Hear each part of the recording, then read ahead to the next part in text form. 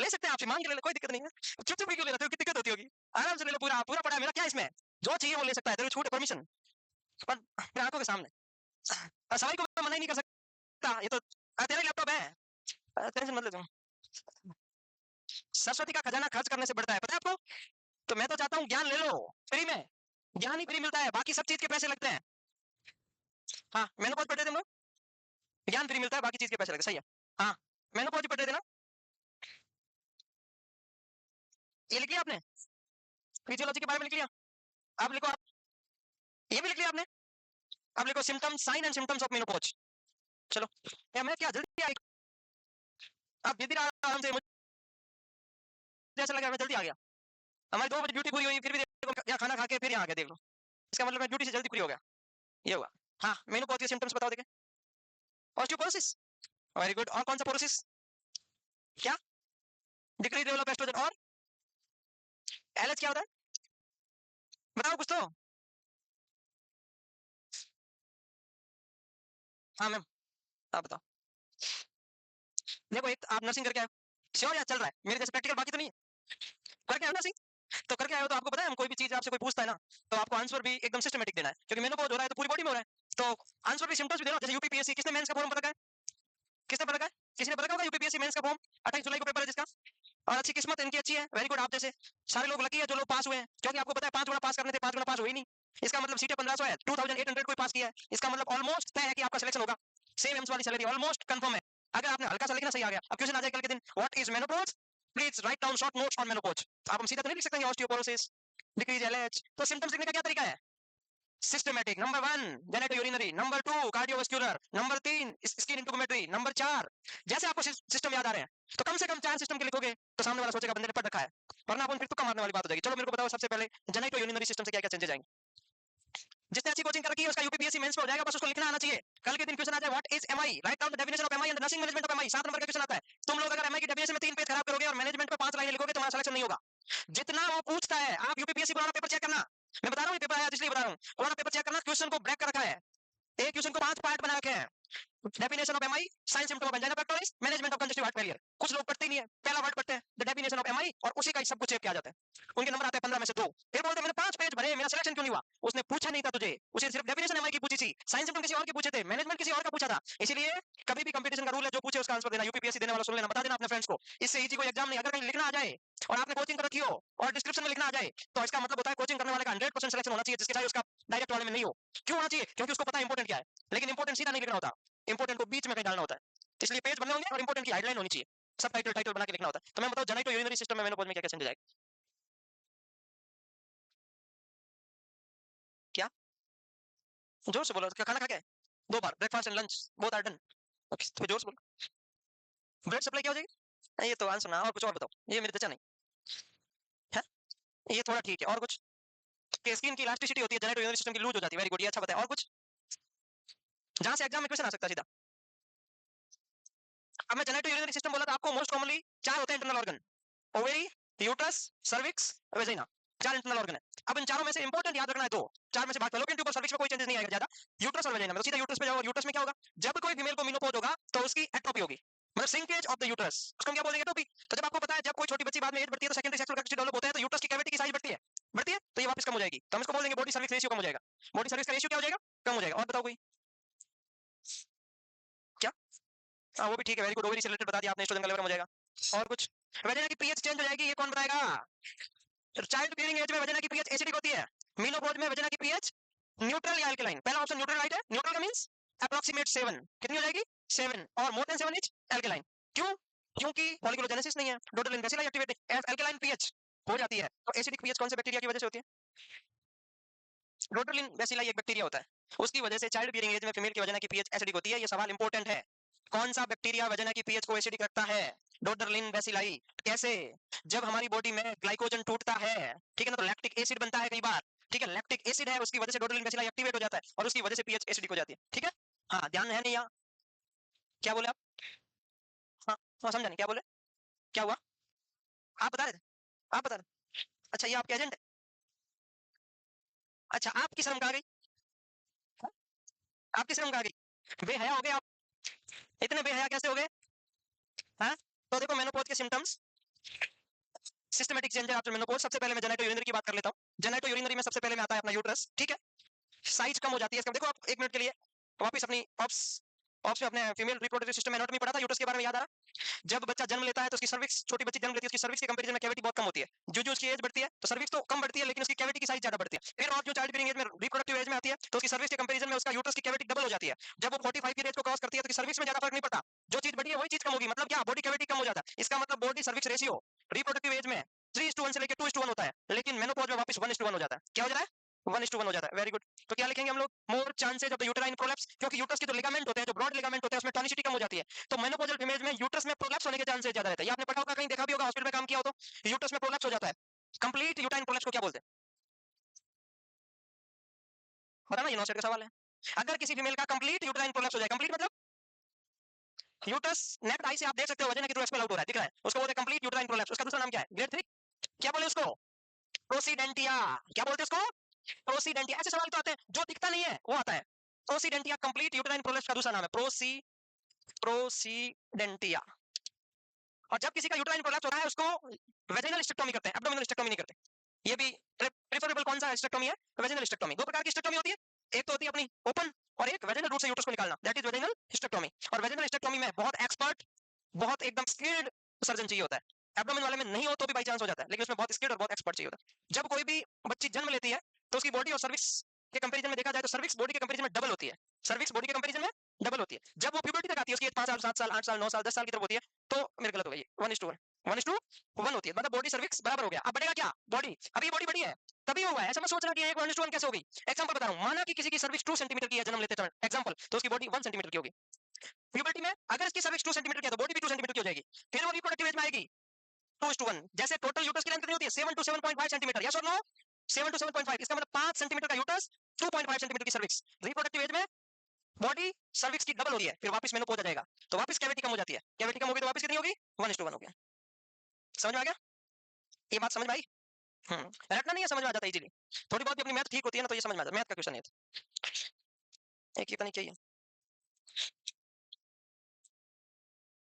इसमें से पता नहीं क्या रिकॉर्ड कर रहा था, फटाफट फटाफट फटाफट फटाफट स्टार्ट किया। फीमेल रिप्रोडक्टिव सिस्टम में प्लेसेंटा प्लेसेंटा सब कर दिए। और मैं साथी इंसान हूँ, और मैं किसी को फोन भी आज तक किसी को हाथ में देता नहीं हूँ, और किसी को मैं फोन भी हाथ में दूंगा, मेरे फोन में इतने निशान, मतलब मेरे से मापे हुए हैं कि क्या दबाने के बाद क्या दबाएगा, कौन सा फोल्डर खुला हुआ है। तो कोई फोन उधर लेकर भी बैठ जाता है तो मैं देख लेता हूँ क्या दबा रहा है सामने वाला, वो ऐसे दबा के ऐसे कर रहा है, अच्छा मैंने कहा अब ये खुला हुआ है, फिर अब ये दबाया ऐसे, अब ये खुला हुआ है, तो मैं उधर से मुझे पता चल रहा है अच्छा ऐसे हो रहा है। तो आप भी ऐसे करते होंगे जैसे मैं करता हूँ, बता रहा हूँ आपको। इन दुनिया में सबसे ज्यादा एंजाइटी किससे होती है पता है? एक हमारे फोन चार्ज नहीं होने से, हमारे पास चार्जर नहीं होने से, दूसरा हमारा फोन कोई और ले ले और हम भूल जाए और हम चले जाए कहीं और, पीछे पता चले फोन तो उसके पास है और पासवर्ड उसे पता है। ये दुनिया की दो सबसे बड़ी एंजाइटी है। इससे ज्यादा रेस्पिरेटरी एल्कलोसिस कहीं नहीं होता, ये किताबों में लिखा है। सबसे ज्यादा रेस्पिरेटरी एल्कलोसिस होता है कि नहीं होता? अब मत मानो तुम, कुछ लोग बोलेंगे हमारे फोन में तो कुछ नहीं है, रहने दो, पता है मुझे सब। तुम कितना झूठ बोलो, मैं नहीं मानती, है ना? ऐसा है, जल्दी लिखो।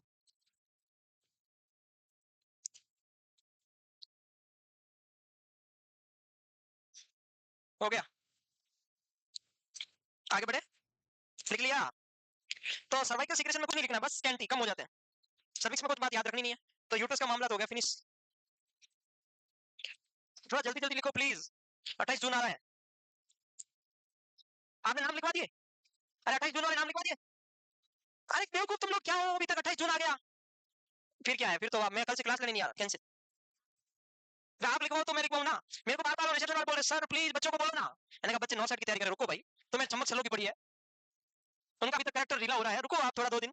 अरे मतलब फैलोपियन ट्यूब कुछ याद नहीं रखना, बस ऐसे लिखवा रहा हूँ, पढ़ लो क्या क्या रखो तो आपकी मर्जी, नहीं रखो, लेकिन ये पढ़ना क्यों जरूरी है? आपका कॉन्सेप्ट क्लियर करने के लिए, आपको ये बताने के लिए कि फैलोपियन ट्यूब में सीलिया होते हैं, बस मैं इसलिए बता रहा हूँ। सीलिया का मतलब होता है हेयर लाइक स्ट्रक्चर। कैसी स्ट्रक्चर होती है? हेयर लाइक, जो ओवम को मूवमेंट प्रोवाइड करता है और फैलोपियन ट्यूब को ड्राई होने से भी बचाता है। इससे क्या होता है? एक्टोपिक प्रेगनेंसी नहीं होती अगर फैलोपियन ट्यूब का इन्फ्लेमेशन नहीं हो तो। क्योंकि अगर फर्टिलाइजेशन क्या होता है फैलोपियन ट्यूब में, तो उसके जस्ट 4-5 दिन बाद में जो भी बना है जाइगोट, वो घूमता घूमता घूमता घूमता कहाँ चला जाएगा? यूट्रस में। अगर इंटरसेलिया मूवमेंट करेंगे तो, अगर फैलोपियन ट्यूब लुब्रिकेंट रहेगा तो, फैलोपियन ट्यूब में म्यूकस सीक्रेट होता रहेगा तो, आपस में चिपकेगा नहीं तो कोई प्रॉब्लम नहीं होगी। इसका मतलब ये हुआ फैलोपियन ट्यूब भी धीरे-धीरे सीलिया कम काम करते हैं। क्यों कम काम करते हैं? कुदरत का करिश्मा है कि अब जरूरत ही नहीं है, क्योंकि ओम ही नहीं आएगा। भाई मेनोपॉज हो गया तो ओम ही नहीं आएगा, तो ओम ही नहीं आएगा तो जरूरत ही नहीं है, तो age related fallopian tube degenerate हो जाती है, तो सीलिया डिसअपीयर हो जाते हैं, मसल्स कोटिंग थिन हो जाती है, ओवरी एकदम श्रिंक होने लगती है, ओवरी का कलर भी एकदम थोड़ी हाइपोट्रोफी होने की वजह से व्हाइट होने लगता है। अब सबसे इंपॉर्टेंट ये सेकंड ये याद रखना, यूट्रस के बाद दो चीजें लिख दो, फिर इसके बारे में बताता हूं। जल्दी लिखो फटाफट। चाइल्ड बियरिंग एज में फीमेल की वजन की पीएच होती है 3.8 टू 4.5, ये रेंज है। अगर कोई एग्जैक्ट पूछ ले कि 3 या 4 या 5 तो 4 कितनी बतानी है? 4 बतानी है, क्योंकि इसके बीच का रेंज कितना होता है? 4। जो जो फीमेल मेनोपॉज कंडीशन की तरफ जाती है, डोडोलिन बेसिलाइन नहीं आता, तो पीएच एल्कलाइन या न्यूट्रल हो जाती है। एल्कलाइन टू न्यूट्रल बोलते हैं, ज्यादातर ये बोलते हैं कि न्यूट्रल, पहली प्रायोरिटी न्यूट्रल है, नहीं ऑप्शन होता है एल्कलाइन ही मानते हैं। आप बताओ पीएच अगर एल्कलाइन हो गई तो वेजिनल इन्फेक्शन होने के चांसेस ज्यादा होंगे कम? ज्यादा, क्योंकि एसिडिक पीएच बहुत सारे माइक्रो ऑर्गेनिज्म को मार देता है। इसीलिए मेनोपॉज में इन्फेक्शन होने के, यूटीआई होने के या कुछ और वेजिनाइटिस होने के chances as compare to the reproductive age female ज्यादा होते हैं। ठीक है, ये बात बेसिक है। अब आपको पता है कि विस्कोसिटी कम हो जाती है, ब्लड सप्लाई कम हो जाती है, इसका मतलब यहाँ पर प्लेबिया फ्लैट हो जाएगा, ठीक है। इंट्रोइटस नैरो हो जाता है because of the tonicity of the vaginal canal is decrease. जब टोनिसिटी कम हो जाती है तो वेजिनल कैनाल श्रिंक होने लगती है, श्रिंक का मतलब इलास्टिसिटी लूज हो जाती है। वेजिनल कैनाल में रसी पाए जाते हैं, यू नो अबाउट रसी? रसी का मतलब होता है fold like structure. Fold like structure का मतलब ये होता है कि जितनी ज्यादा ब्लड सप्लाई ज्यादा होती है और उतनी ज्यादा स्ट्रेचिंग एबिलिटी। जब बच्चा जन्म लेता है तो वेजिनल कैनाल के रप्चर, कभी देखो यूट्रस रप्चर हो सकता है और वेजिनल कैनाल के रप्चर होने के चांसेस नहीं होते, बाहर से ओरिफिस डैमेज हो सकता है, कैनाल रप्चर नहीं होती इस रसी होने की वजह से, क्योंकि जितनी ज्यादा बच्चे की साइज होती है उसके अगर वजन अपना शेप चेंज कर लेता है, ब्रेन में होता है, स्मॉल इंटेस्टाइन में होता है और वेजिनल कैनाल में, तीन जगह फोल्ड। तो इसलिए आइंस्टाइन बोल के गए, आपने सुना होगा, आइंस्टाइन ने बोला कि मैंने अपनी जिंदगी का 5 से 7% से ज्यादा ब्रेन यूज नहीं किया, फिर भी मेरा आईक्यू 140 है। इसका मतलब आप जितना ज्यादा ब्रेन की एक्सरसाइज करते हो उतना ब्रेन ज्यादा काम करता है। इसका मतलब ब्रेन में क्या पाए जाते हैं? रजी पाए जाते हैं। ठीक उसी प्रकार वेजिनल कैनाल में जब बच्चा जन्म लेता है तो वेजिनल कैनाल में स्ट्रेचिंग कैपेसिटी किसकी वजह से होती है? तो रजी की वजह से होती है। ठीक बात है ये। तो इसका मतलब डिस्पायरियूनिया क्या होता है? वेजिनल कैनाल मेनोपॉज एज में श्रिंक हो गई, डोडोलिन बेसिलाई है नहीं, और सबसे इंपॉर्टेंट बात डिस्पायरियूनिया होने का मोस्ट कॉमन कॉज है बार्थोलियन इनएक्टिवेट। बार्थोलियन इनएक्टिवेट होने की वजह से क्या होता है? Dyspareunia. What is Bartholin inactivate? Bartholin inactivate का मीनिंग ये है ड्यूरिंग कॉइटस एक्ट, या हम इसको बोलते हैं सेक्सुअल एक्साइटमेंट, सेक्सुअल डिजायर के टाइम बार्थोलियन ग्लैंड वेजिनल कैनाल के दोनों साइड होती है और इसकी डक्ट होती है, ये दोनों बहुत लुब्रिकेटिंग सीक्रेशन डिस्चार्ज करती है, उसकी वजह से वेजिनल कैनाल में किसी प्रकार का कोई फ्रिक्शन नहीं होता है, लुब्रिकेशन प्रोवाइड करती है बार्थोलियन ग्लैंड। कब? रिप्रोडक्टिव एज में। लेकिन मेनोपॉज में बार्थोलियन ग्लैंड ज्यादा काम नहीं करती है, नहीं करती है तो वेजिना ड्राई हो जाती है, और वेजिना ड्राई है, ज्यादा लुब्रिकेट नहीं होगा, और कॉइटस एक्ट करेंगे तो पेन और अनकंफर्टेबल जैसा होगा, उसको बोलते हैं pain during coitus act is called dyspareunia because of the no Bartholin secretion. लिखो जल्दी फटाफट। अच्छा चाय, वेरी गुड, चाय चाय, जल्दी लिखो प्लीज।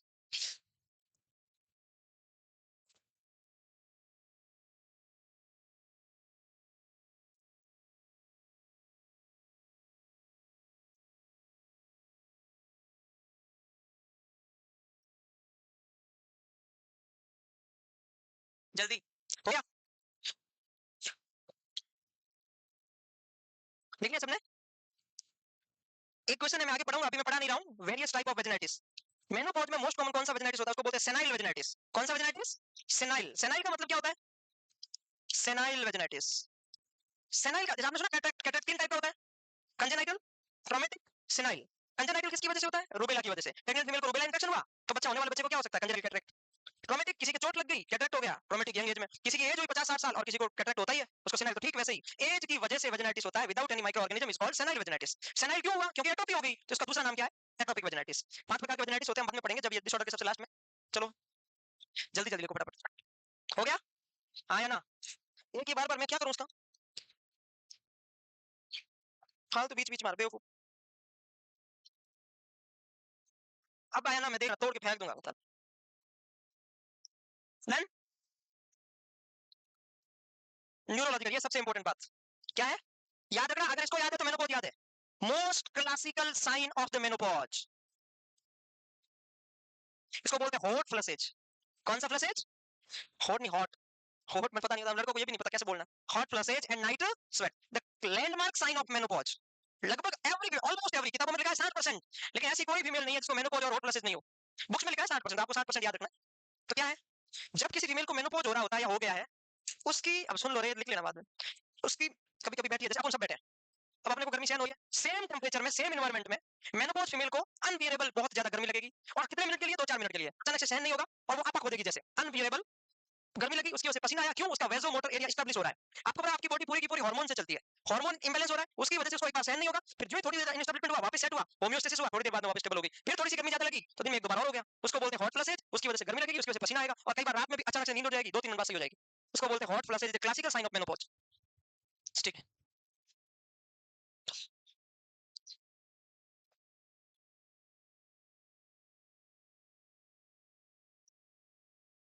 लिखा।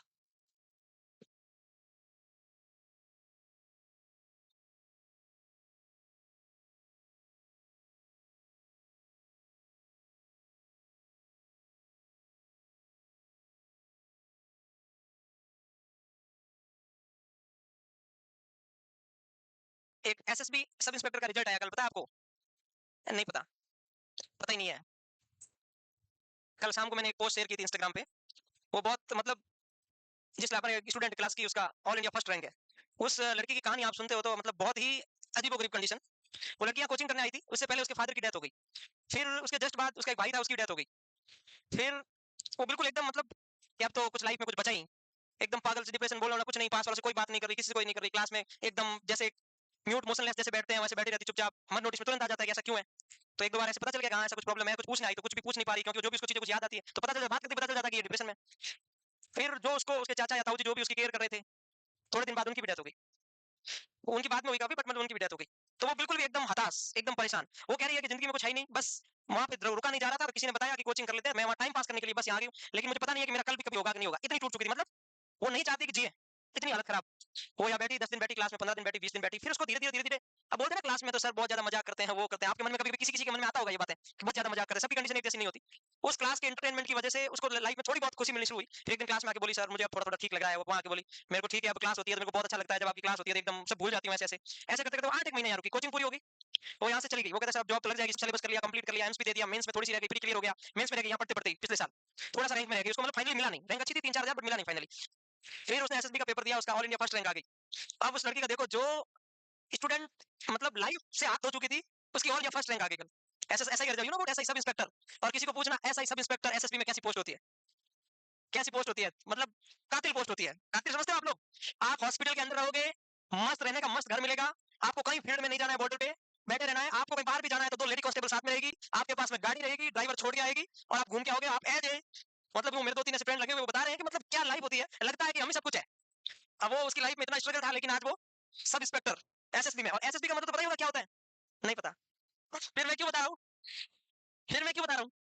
एसएसबी का मीनिंग नहीं पता, फिर तो मैं क्या बताऊँ? फिर क्या है, जल्दी लिखो।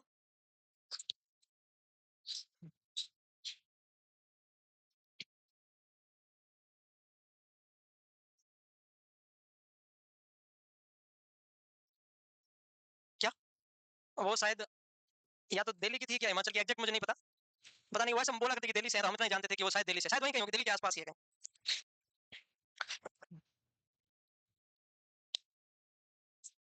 यहाँ पर लगभग 270-280 कैंडिडेट बैठे होंगे मुझे ऐसा लगता है। एक भी कैंडिडेट ऐसे नहीं है, या मैक्सिमम कैंडिडेट ऐसे नहीं है जिसकी सारों की फैमिली कंडीशन एक जैसी है, किसी की मैच नहीं करेगी। किसी के घर पे खूब पैसे हैं तो किसी के घर में इतने नहीं है। किसी के पापा ने पढ़ाने का सपोर्ट करने का बोला है तो किसी की मम्मी बोल रही है नहीं पढ़ाना, बाहर नहीं भेजना। किसी की मम्मी ने भेजा है तो किसी के पापा सपोर्ट नहीं कर रहे होंगे, नहीं यहाँ पढ़ ले, वहाँ ऑनलाइन कोर्स ले ले। किसी के पापा मम्मी दोनों ने बोला है, खुद की इच्छा नहीं हो रही है। किसी के घर पे पापा मम्मी सब भेजना चाहता है, खुद पढ़ना चाहती है, लेकिन पैसे नहीं है, भेजे कैसे? पैसे इंटरेस्ट से लेके आए होंगे। ऐसा भी कंडीशन, बहुत सारे कैंडिडेट ऐसे हैं जो मैं जानता हूँ जिनकी हालत बहुत ज्यादा खराब है। और आपको एक चीज पता होनी चाहिए, जो कैंडिडेट जिसके घर में ऑलरेडी जो चीज मिल रखी होती है ना, जैसे कोई किसी के मान लो कोई पापा नर्सिंग ऑफिसर है जिसकी सैलरी अच्छी है, या जिसके पापा डॉक्टर है, वो 1 महीना लेट सेलेक्ट होता है एज कम्पेयर टू जिसके घर में कोई नहीं होता है। इसके रीजन क्या है, क्यों लेट सेलेक्ट होता है? क्योंकि हर बार जब आप उनके घर के आगे से निकलते हो जिसके घर में सारी फैसिलिटी है, आपके माइंड में वो चीजें क्लिक करती है कि मुझे इनके जैसा बनना है। जिसके घर में जो चीज है उसको नहीं आता ना, सो जाते हैं, कल पढ़ेंगे। तो जितना ज्यादा स्ट्रगल होगा सफलता उतनी जल्दी मिलती है। और 3-4 महीने में पढ़ने के बाद मिल जाती है, वो जिंदगी पर नुकसान देती है। मैं एक बात और बता दूं, क्योंकि उसके बाद लाइफ में कभी सिलेक्शन नहीं होता। आप सभी लोग जो भी हो, मैक्सिमम लोग राजस्थान से बाहर के हो या नहीं हो, तो इसका मतलब आपका ये फाइनल सिलेक्शन नहीं होगा। क्योंकि आप जहां भी जाओगे वहां की वैकेंसी आने वाली है फ्यूचर 2-3 साल में। तो अगर आपका सिलेक्शन 3 महीने पढ़ने से हो गया तो प्रिपरेशन में नहीं हो पाएगा। तो सबका मैं तो चाहता हूँ 8-9 महीने के बाद हो, ताकि सिलेबस तो पूरा हो रखा हो, कम से कम रिवाइज कर रखा हो, फिर बाद में रिवीजन तो कर पाओ। क्योंकि जिंदगी में कोचिंग एक बार ही होती है, बार बार नहीं कर पाओगे आप। चाहे यहाँ रह जाओगे तो भी नहीं कर पाओगे। आपके कुछ कैंडिडेट होंगे सीनियर जो हॉस्टल में रहते हैं, कोचिंग नहीं कर पाते, उनकी हिम्मत नहीं होती, क्योंकि उनको लगता है ब्रेक से पहले वाला तो पढ़ा रखा है, ब्रेक से बाद वाला नहीं पढ़ रखा, बीच में वो आने जाने नहीं देंगे, तो चलो कैंसिल करते हैं, अपने आप पढ़ेंगे। तो जिसने एक बार पूरी कोचिंग नहीं की वो बाद में कभी नहीं कर पाएगा। ये भूल जाने के बाद में कर लेंगे, इसलिए एक बार भी करना, पूरी करना। आधी अधूरी की तो जिंदगी पर आधी अधूरी रहेगी। जो सब्जेक्ट नहीं पढ़ा फिर वो नहीं आएगा। वो ऐसा नहीं हो सकता कि बाद में पढ़ लेंगे, कभी नहीं पढ़ पाओगे। जिस दिन आप स्टडी करने आए थे उस दिन नहीं पढ़ा, उस 6-7 महीने में नहीं पढ़ा, फिर कभी नहीं पढ़ पाओगे। ऐसा टाइम आएगा ही नहीं, क्योंकि आप उसके लिए तैयार नहीं हो पाओगे। पर्टिकुलर उस टॉपिक के लिए टीचर नहीं मिलेगा। 5 घंटे की क्लास है, एक टीचर का पढ़ा हुआ है, दूसरे का नहीं पढ़ा हुआ, नहीं आ पाओगे आप कोचिंग, मन नहीं करेगा आने का। तो प्लीज एक बार कंसंट्रेशन से 7 महीने पढ़ लो, फिर 4 महीने सेल्फ स्टडी कर लो मस्त वाली, कहीं ना कहीं 100% सिलेक्शन हो जाएगा। अब ये मत सोचो होगा कि नहीं होगा। हॉस्पिटल में उनके बच्चे को अपना कोई घर में परिवार में, या मान लो मेरा भी एक्सीडेंट हो जाए, तो आपको पता चले तो तुरंत रोड पे लग जाए, आप छुट्टी हुई आपकी कोचिंग की, लग जाए मेरे कोई ठोके चला जाए, तो आप हॉस्पिटल ले जाओगे कि नहीं ले जाओगे? लग गई तो आप ये सोचोगे ये तो वैसे ही जाएगा, क्यों ले जाए? आप जाते हो नहीं जाते हो? जब 1% प्रोबेबिलिटी होती है तो भी अपना एफर्ट लगाते हैं, तो आपकी तो प्रोबेबिलिटी ज्यादा है, आपकी खुद की लाइफ है, खुद का कैरियर है। तो जब हमें पता है कि हमारे पढ़ने से हो सकता है, और अब तो नर्सिंग में इतनी वैकेंसी आ रही है, स्टेट गवर्नमेंट तो पक्का है, कुछ नहीं पढ़ोगे तो भी, तो क्यों नहीं पढ़ते फिर? 3 महीने के बाद लगता है मेरा क्यों नहीं हो रहा है, अरे रुक जा, 10 महीने लगते हैं, 280 डेज लगते हैं, पूरे डेवलपमेंट है, उससे पहले आरडीएस होता है। उससे पहले क्या होता है? इसलिए ये दूसरा जन्म है आपका। पहले 280 दिन हम निकाल के आगे, अब 280 दिन और निकालो। मैं गारंटी के साथ बोलता हूँ 40 week is enough for new life. उसके बाद में आप एक बार फिर से बाबू बन जाओगे। चलो नेक्स्ट, हो गया बात। अब कुछ कुछ लोग बोल रहे हैं हम तो बने हुए हैं। अरे बने हुए हो तो वो स्यूडो बाबू है। वो कितने दिन के हो भाई? वो टेम्परेरी बाबू है, वो ज्यादा दिन नहीं रहेंगे। कंडीशनल बाबू बोलते हैं उसको, सीपी बाबू बोलते हैं, वो ज्यादा दिन नहीं रहने वाले। सही बता रहा हूँ मैं। और टाइम बहुत खराब है लड़कों, आपसे कह रहा हूँ, कोई भी जॉब वाली लड़की किसी भी बिना जॉब वाले लड़के से शादी नहीं करती, कोई भी नहीं करती। चाहे कितनी भी किताबों में लिख दो महिला सशक्तिकरण, नारी शक्ति, पुरुष सहन शक्ति, कुछ भी लिख दो, कुछ भी तुम कर लो, लड़के बिना जॉब वाली लड़की से शादी कर लेते हैं 50%, लड़कियां नहीं करती। और उनसे भी वो ग्रेड ज्यादा चाहिए कि मेरी सैलरी 47 है तो इसकी 51 होनी चाहिए। क्यों भाई, हाउस हस्बैंड रख लेना 15,000 पॉकेट मनी से। हमारे साथ में 2 स्टूडेंट है, तो स्टूडेंट थे जेएनसी के, उनकी जॉब लग गई, तो कभी कभी मैं तो मजाक करता था, मैंने कहा आपके हस्बैंड क्या करते हैं? तो कुछ नहीं करते। मैंने कुछ नहीं, कैसे क्यों? तो कुछ नहीं, मेरे को ड्यूटी छोड़ने आते हैं और वापस चले जाते हैं। तो फिर मैंने कहा आप तो फिर पॉकेट मनी तो देते होंगे। वो बात नहीं बताऊंगा मैं। फिर बोलती मैं पढ़ाती हूँ रोजाना शाम को, कि उन्होंने नर्सिंग कर रखा है। तो फिर ठीक है, उनका फिर बेचारा 80-20 करवा के बोल रही मैं पढ़ा रही हूँ। उनके साथ में डबल हेरेसमेंट हो रहा है, एक तो 80-20 हो गया, एक वो दिन पर काम करवाती, खुद करती नहीं है। मैं ड्यूटी से थक के आई हूँ, प्लीज खाना बनाओ। वो लड़का बोलता है पहले तो मैं बेचारा काम करता था, फिर से मैं इंग्लिश पढ़ ली, बर्तन धोते धोते अब मैं बर्तन वॉश करने लग गया। हालत खराब। वही तो मेरे को मिल गया, वो भी नर्सिंग का स्टूडेंट, ऑनलाइन कोर्स लेगा। मैंने कहा इसको मैंने कहीं देखा नहीं। उसने साथ वाली स्टूडेंट स्टाफ ने ऐसे किया, उसने कहा सर नमस्कार। मैंने कहा आप कौन? उसने साथ वो स्टाफ ने बोला। मैंने कहा अच्छा ठीक है। मैंने कहा आपने नर्सिंग रखी है? तो नहीं सर मैंने नर्सिंग नहीं रखी, मैं आपकी क्लास देखा करता था जब ये क्लास लिया करती थी। मैंने कहा कितना सेक्रीफाइस है, क्लास पढ़ने दिया था, जॉब लग गई, देख लो। हम लोग बेवकूफ, पढ़ते ही नहीं है। ये हो गया। Next, cardiovascular, most important. ये क्यों है? ये मेनोपॉज से रिलेटेड नहीं है, आपके ज्ञान से रिलेटेड है। कार्डियोवास्कुलर सिस्टम लो, हालत ही खराब है इस दुनिया की। तो कार्डियोवास्कुलर सिस्टम सुनो, कार्डियोवास्कुलर सिस्टम में क्या होता है? स्टूडेंट कम हो गया, इसका मतलब वेजोकंस्ट्रिक्शन हुआ, इसका मतलब हाइपरटेंशन हुआ। एक बात तो पता चल गई आपको, हाइपरटेंशन। और क्या याद रखना है? You know about lipid profile? आप में से कौन जानता है लिपिड प्रोफाइल क्या होता है? जल्दी बताओ, मेरे को टाइम नहीं है। लिपिड प्रोफाइल क्या होता है?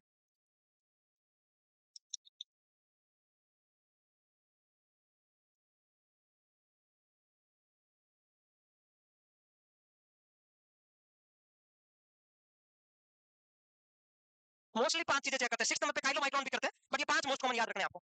एक होता है total cholesterol, triglyceride, HDL, LDL, VRDL. Total cholesterol blood में कितना होना चाहिए नॉर्मली? कुछ कुछ बोलते हैं 150/200, वो भी एक ही बात है भाई, 200 से कम होना चाहिए। तो इसका मतलब 150 टू 200 भी सही है ना? गलत कैसे हुआ? लेस देन 200 हो रहा है उसका, सही है। सही है। ट्राइग्लिसराइड किसी बुक में लिखा है 150 से कम होना चाहिए, किसी में लिखा है 160 से कम होना चाहिए, एक ही बात है, 150 से कम होना चाहिए। ट्राइग्लिसराइड कितना होना चाहिए? 150 से कम होना चाहिए। अब मैं ये तो बाद में बताऊंगा, पहले ये बता रहा हूँ वीएलडीएल कितना होना चाहिए। अच्छा, वीएलडीएल की फुल फॉर्म क्या है? Very low density lipoprotein. हाँ जी वेलकम। अरे दो बैठा आप, फुल जगह है, लाओ इधर। हाँ लाओ लाओ, हाँ आराम से बैठो, मैम जगह देख लो, बजट डक्ट वाली, उधर बैठो। Okay welcome. वीएलडीएल का मीनिंग क्या होता है? ये होता है मीनिंग, जितना आपके ब्लड में ट्राइग्लिसराइड है उसका 20% वीएलडीएल होता है। कितना होता है? तो एलडीएल जो टीजी कितना है? 150। टीजी का 20% और टीजी का 15, टीजी का 1/5, 1/5 का मतलब कितना लिख दूं? Less than 30 mgdl। तो वीएलडीएल नॉर्मल कितना होना चाहिए? वीएलडीएल कभी चेक नहीं करते, लिपिड प्रोफाइल जांच करते हैं, टीजी रिजल्ट निकालते हैं, टीजी में जो आता है उसका 1/5 लिख देते हैं, वो आ जाता है वीएलडीएल। अब पीछे बच गया दो। एचडीएल को बोलते हैं गुड कोलेस्ट्रॉल। कौन सा कोलेस्ट्रॉल? इसको बोलते हैं कोलेस्ट्रॉल, बोलते हैं और कुछ बोलते हैं।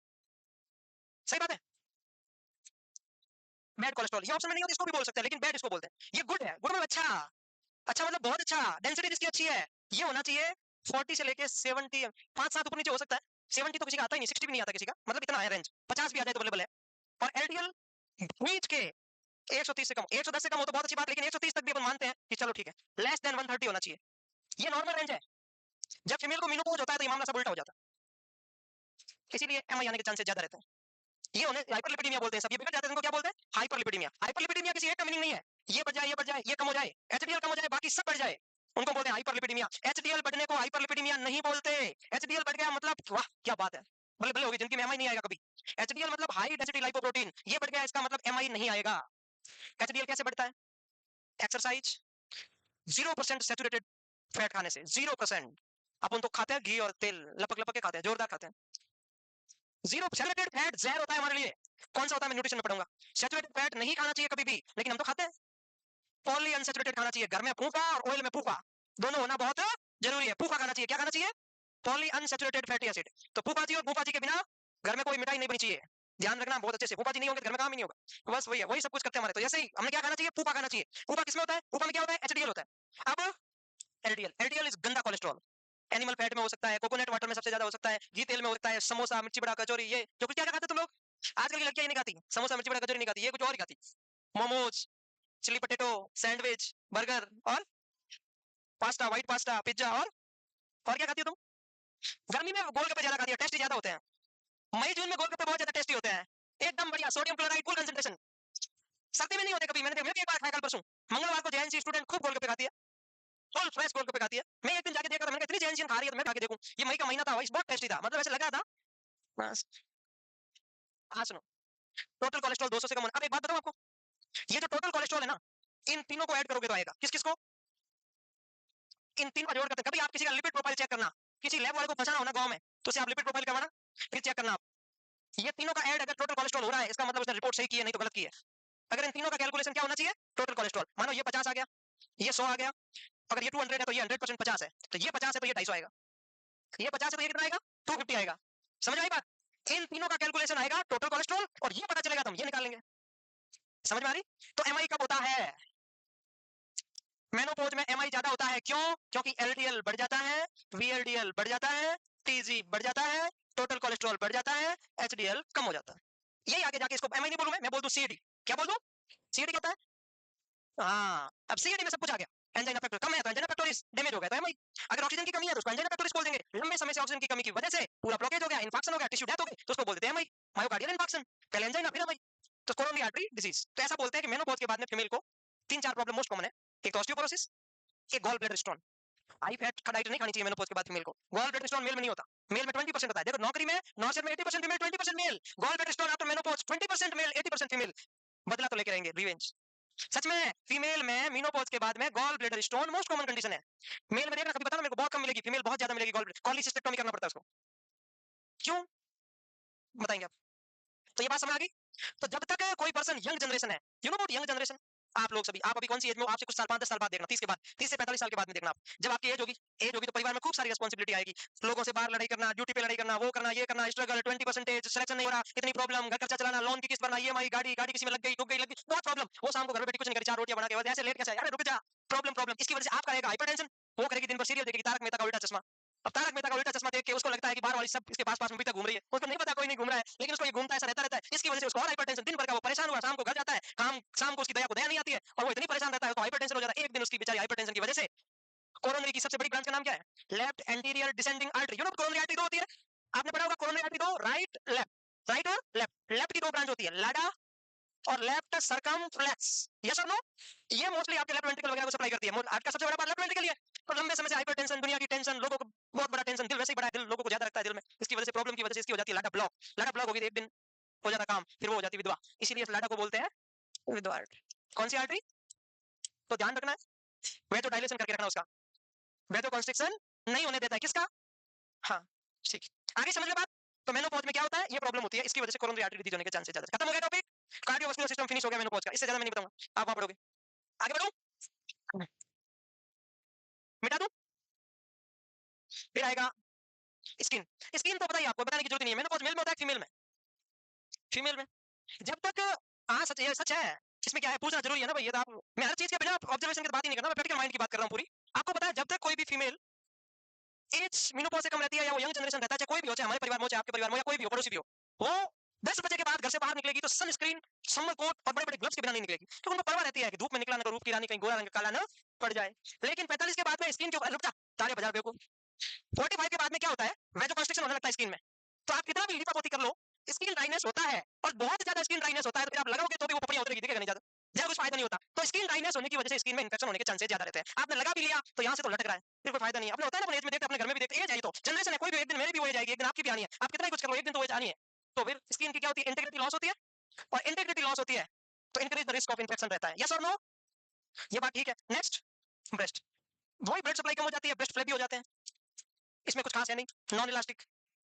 ठीक है, अब आता है नेक्स्ट जो याद रखने लायक, दो बातें लिख लो फटाक से, इसमें कुछ ज्यादा बताने वाली बात नहीं, टाइम वेस्ट नहीं करेंगे। आप लोग सोचते होंगे कि नहीं लड़कों में बुढ़ापा नहीं आता, नहीं आता, लड़कों में आता है बुढ़ापा। तुम लोग तो चलो मेकअप करके छुपा लोगे, लड़के कैसे छुपाएंगे, नहीं छुपा पाते ना। लड़के मेकअप करते हैं, ये बता रही लड़के मेकअप करते हैं, लड़के मेकअप करते हैं, ये कैसी बात कर रही, सरासर झूठी बात है, लड़के मेकअप करते हैं, करते हैं। अच्छा, लड़कों का कौन सा कंसीलर होता है, कौन सा वो eye shadow, eye liner, foundation, face pack, ये लड़कों में होता है। हेयर स्ट्रेटनर, लड़कों के इतने बाल है, क्या स्ट्रेट करेंगे, बस खत्म, कुछ नहीं होता लड़कों का, लड़के टाइम पास करते हैं, करने दो, खत्म। ये मैंने बता दिया, छोड़ो। अब सुनो, जब किसी फीमेल को मेनोपॉज होता है, हॉट फ्लैशेज हो गया, वेट गेन होगा, इसको याद ही नहीं रखना, होता है बस होता है। बोन लॉस अभी बताऊंगा मैं, जेनेटो यूरिनरी बता दिया, स्किन एंड हेयर के बारे में बता दिया, मूड स्विंग बहुत होता है। मूड स्विंग दो तीन कंडीशन, फीमेल मूड स्विंग के लिए यही पैदा हुई है इस दुनिया में, वहां एक ही पर्पज है, मूड स्विंग। अब कोई भी पर्सन है, चाहे कोई हो भाई, मैं बताऊं, मान लो कि मेरी मम्मी है, मैं दूसरे पे क्यों बात करूं, उनकी चाहे गलती हो या नहीं हो, देखो भाई मेरी मम्मी है तो मैं पक्ष लूंगा, मत सुनो, बट उधर भी तो मेरे पापा है? बाई चांस पापा की कोई गलती हो गई तो तुरंत उनको सॉरी बोलना पड़ेगा, किसी हालत में, छोट गलती होगी, इनकी भी गलती है तो भी ये किसी भी हालत में, किसी भी हालत में एक्सेप्ट नहीं करेगी, घुमा फिरा के ऐसे ऐसे करके, ऐसे ऐसे करके, ऐसे लास्ट में ये बोलेगा सॉरी, लास्ट में भी इनको बोलना पड़ेगा, कुछ भी कर लो, क्योंकि ये ऊपर महिला सशक्तिकरण किसी बस की बात, दुनिया का मूड स्विंग होता है, सब क्यों है, रीजन है बायोलॉजी। फीमेल में वो हार्मोन में बहुत ज्यादा अचानक से स्ट्रेस सहन करने की कैपेसिटी कई बार नहीं हो पाती, इसकी वजह से पेशेंस कम हो पाता है, बहुत सारी वुमेन में होता है लेकिन कुछ उसमें नहीं हो पाता, इसकी वजह से मूड स्विंग ज्यादा होते हैं। हार्ट डिजीज का बता दिया, ठीक है, अब और वो बता देते हैं आपको, ऑस्टियोपोरोसिस, लिख दो, रिस्क ऑफ ऑस्टियोपोरोसिस इंक्रीज। ये जो क्लास देख ली ना मेरी मम्मी, तो लड्डू में इस बार पत्थर डाल के भेजेगी, क्या आया बड़ा बेचारा मेरे को बोलने वाला, रिस्क ऑफ ऑस्टियोपोरोसिस, वो होता है ऑस्टियोपोरोसिस। सुनो, जब फीमेल को मेनोपॉज होता है तो एवरी ईयर 3 to 5% बोन की डेंसिटी लॉस होती है, और बोन की डेंसिटी लॉस होने को क्या बोलते हैं, ऑस्टियोपोरोसिस। बोन फ्रेजाइल हो जाना, बोन पैरस हो जाना, बोन टूट जाना, बोन भुरभुरी हो जाना, बोन में कैल्शियम की कमी हो जाने को क्या बोलते हैं, ऑस्टियोपोरोसिस। तो बताओ ऑस्टियोपोरोसिस क्यों होता है, एस्ट्रोजन कैल्शियम के एब्जॉर्प्शन को बढ़ाता है, ब्लड में एस्ट्रोजन कम हो गया तो आप जो भी खा रहे हो कैल्शियम का एब्जॉर्प्शन नहीं होगा, कैल्शियम का एब्जॉर्प्शन नहीं होगा तो बोन में कैल्शियम कम हो जाएगा, बोन में कैल्शियम कम हो जाएगा तो उसी को ऑस्टियोपोरोसिस बोल देंगे। समझ में आई बात, पहले पहले नेगेटिव फीडबैक कैसे बढ़ेगा, फिर आखिर में जाके बेचारी बोन वीक हो जाएगी, तो बोन डेंसिटी कम हो जाती है बिकॉज ऑफ डिक्रीज एस्ट्रोजन, सीधा ही बता दूं, डिक्रीज एस्ट्रोजन, और मैं कुछ नहीं लिखवा रहा इसमें। कितना परसेंट बोन की डेंसिटी लॉस होती है, 3 to 5% एवरी ईयर। इसीलिए आपने देखा होगा 50-55 साल की फीमेल चलती चलती गिर जाए तो भी फ्रैक्चर हो जाता है, इसीलिए उसको बोलते हैं पैथोलॉजिकल फ्रैक्चर। तो लिख दो, increase risk of pathological fracture. Pathological fracture का दूसरा नाम क्या है, सेकेंडरी फ्रैक्चर। कौन सा फ्रैक्चर, अच्छा इसको पैथोलॉजिकल या सेकेंडरी फ्रैक्चर क्यों बोलते हैं, प्राइमरी क्यों नहीं बोलते, पैथोलॉजिकल या सेकेंडरी क्यों बोलते हैं ऑस्टियोपोरोसिस को, ऑस्टियोपोरोसिस को पैथोलॉजिकल फ्रैक्चर बोल सकते हैं, इसी को सेकेंडरी फ्रैक्चर बोल सकते हैं, प्राइमरी क्यों नहीं बोलते, जिसका डायरेक्ट इंजरी से रिलेशन ही नहीं है। भाई जोर से एक्सीडेंट हुआ, फ्रैक्चर हुआ तो माने, चलते चलते चलते ऐसे गिरी फ्रैक्चर हो गया, जो नहीं होना चाहिए था, इसका मतलब ऑलरेडी बोन वीक थी, हल्की सी गिरी और फ्रैक्चर हो गया, ऑलरेडी बोन फ्रेजाइल थी, ऑलरेडी बोन पोरस थी, हल्की सी गिरते ही फ्रैक्चर हो गया, due to any other condition fracture will be occur, is called pathological fracture और सेकेंडरी फ्रैक्चर। समझ भाई मैं क्या बोल रहा हूँ, किसी और कंडीशन की वजह से फ्रैक्चर हो जाए उसको पैथोलॉजिकल, आप पढ़ोगे स्केलेटल सिस्टम में, अच्छे से पढ़ लोगे पूरा, मैं तो सिर्फ नाम बता रहा हूँ। डन, तो ये आ गया, डायग्नोसिस कैसे करेंगे, भाई आपको कैसे पता कि मेंस्ट्रुएशन साइकिल ऐसे ही बंद हुआ है या मेनोपॉज हो रहा है, पढ़ ले फटाफट से, अरे हो गया क्या, देख लिया,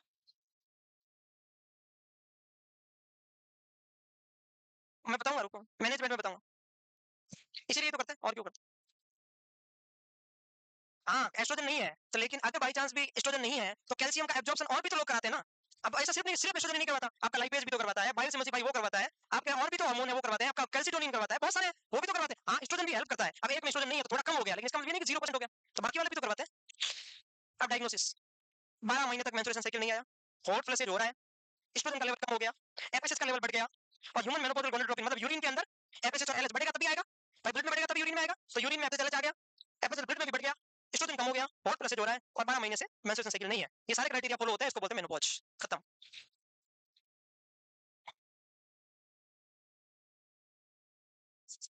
हाँ आते हैं। पीसीओडी अलग चीज है, वो बताऊंगा अभी मैं पीसीओडी क्या होता है। पीसीओडी में बताऊंगा, गायनिक में पढ़ाऊंगा पीसीओडी क्या होता है। पीसीओडी का मतलब फुल फॉर्म क्या होता है बताओ? पॉलीसिस्टिक ओवेरियन डिजीज या पीसीओएस का मतलब होता है पॉलीसिस्टिक ओवेरियन सिंड्रोम। पीसीओएस और पीसीओडी में कोई डिफरेंस नहीं है, सेम ही है। डिजीज का मतलब डिजीज है, सिंड्रोम का मतलब ग्रुप ऑफ सिम्टम्स है। हुआ क्या है इसमें हो रहा है एज रिलेटेड। पीसीओडी एज से पहले हो जाता है, ओवेरी में सिस्ट हो जाती है, तो एस्ट्रोजन और प्रोजेस्टेरोन की एब्नॉर्मलिटी हो जाती है, या तो एस्ट्रोजन कम होगा या बहुत ज्यादा हो जाएगा। तो ज्यादा होना भी डेंजरस है, कम होना भी डेंजरस है। ये प्रोजेस्टेरोन ज्यादा होना भी डेंजरस है, कम होना भी डेंजरस है। जब ज्यादा कम होगा तो एफएसएच भी एब्नॉर्मल होगा, तो हार्मोन एब्नॉर्मल हो जाएगा, एचपीओएक्स एब्नॉर्मल हो जाएगा। तो उसको क्या सिम्टम आएगा? अगर बाई चांस एस्ट्रोजन कम हुआ तो उसके मेंस्ट्रुएशन साइकिल एब्नॉर्मल हो जाएगा, फेस के ऊपर एक दो हेयर ग्रोथ होनी शुरू हो जाएगी, आवाज में चेंज होना शुरू हो जाएगा और ओवेरियन में सिस्ट होना शुरू हो जाएगा, क्योंकि जब ओवेरी हार्मोन नहीं बनाएगा तो पीछे से उसको मैसेज आएगा, ओवेरी स्टिमुलेट होगी, ओवेरी का हाइपरप्लेजिया हो जाएगा, उसकी वजह से ओवेरी में सिस्ट हो जाएगी, उसी को हम बोलते हैं पीसीओडी। हाँ, हार्मोन ही नहीं होगा तो मेंस्ट्रुएशन साइकिल कैसे आएगा? ओवुलेशन कैसे होगा? एलएच एब्नॉर्मल हो जाएगा, कम हो जाएगा, तो फिर प्रेगनेंसी नहीं होगी। तो प्रेगनेंसी नहीं होगी क्यों? क्योंकि ओवुलेशन नहीं है। Done। हाँ, क्वेश्चन है, कहाँ से लाया भाई?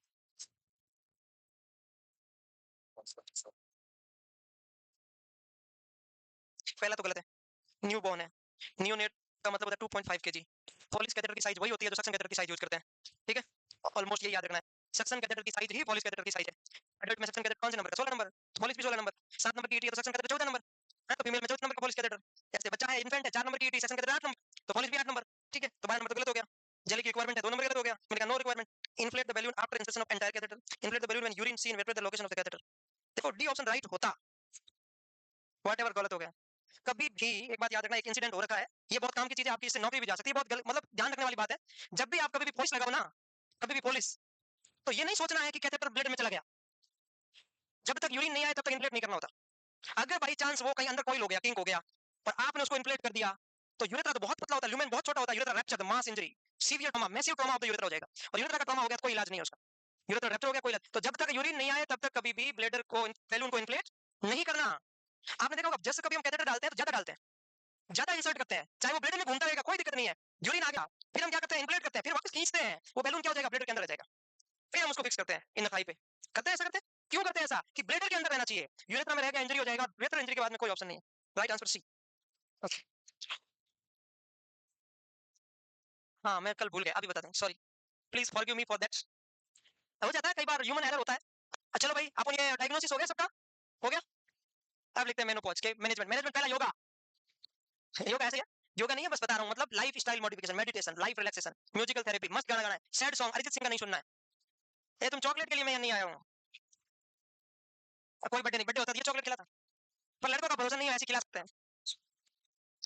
देखो भाई, किसी को मेनोपॉज होता है तो दो तरीके से ट्रीटमेंट दिया जाता है। क्या मेनोपॉज बीमारी है? नॉर्मल फिनोमिना है, हर एक की जिंदगी में आएगा भाई, जो चीज आई है वो जाएगी, चाहे इंसान है चाहे मेंस्ट्रुएशन साइकिल है।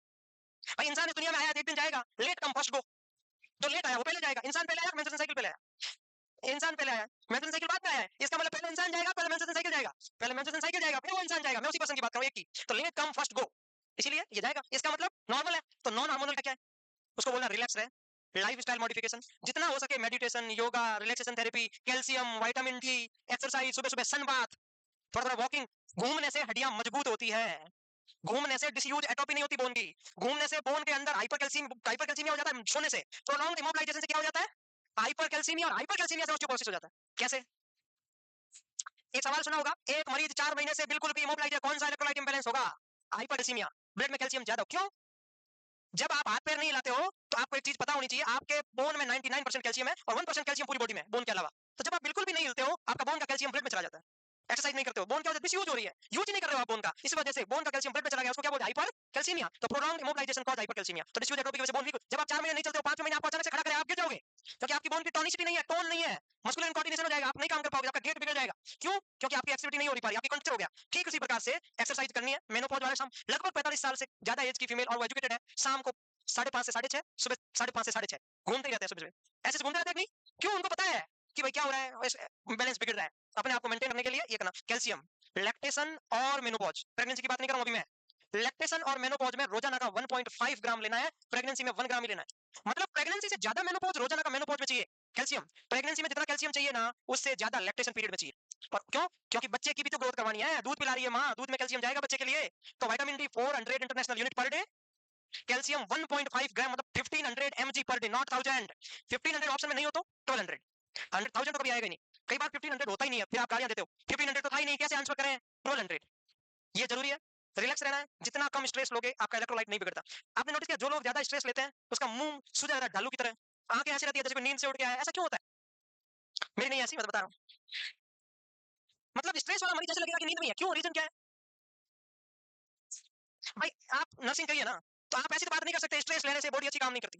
ऐसे तो नहीं बोल, आपको तो पता होना चाहिए ना, आपने पढ़ाई की, एनाटॉमी पढ़ी है, एमएसएन पढ़ा है, आपको सब पता होना चाहिए क्या होता है बॉडी में, कि जब आप स्ट्रेस लेते हो तो आप फेयर एंड लवली से ज्यादा खुश रहने से ग्लो आता है स्किन के ऊपर। आप क्या सोचते हो फेयर एंड लवली लगाने से ग्लो आता है? कुछ नहीं आता, fair and lovely is pseudo lovely, झूठा एकदम। तो ये सब ऐसे ही है, ओरिजिनल ग्लो इंटरनल होता है। बताओ क्या होता है? मैं भी ऐसा कभी ऑब्जर्व करता हूँ, देखता हूँ, पता चलता है। हाँ बताओ कैसे, क्या रीजन है, बता दो कुछ तो। जब हमारी बॉडी के ऊपर स्ट्रेस आता है तो हमारी बॉडी की स्ट्रेस ग्लैंड होती है एड्रिनल, उससे एक हार्मोन निकलता है कॉर्टिसोल। जब हमारी बॉडी के ऊपर स्ट्रेस आता है तो कॉर्टिसोल रिलीज होता है, कॉर्टिसोल आगे जाके और ज्यादा हार्मोन को रिलीज, ग्लूकोकॉर्टिकॉइड, मिनरलोकॉर्टिकॉइड, वो फ्लूइड का रिटेंशन करता है, सोडियम का रिटेंशन करता है, फिर हमारे चेहरे के ऊपर फ्लूइड रिटेंशन हो जाता है, ऐसा लगता है जैसे स्टेरॉइड खा के मुंडा सूजा हुआ है भयंकर।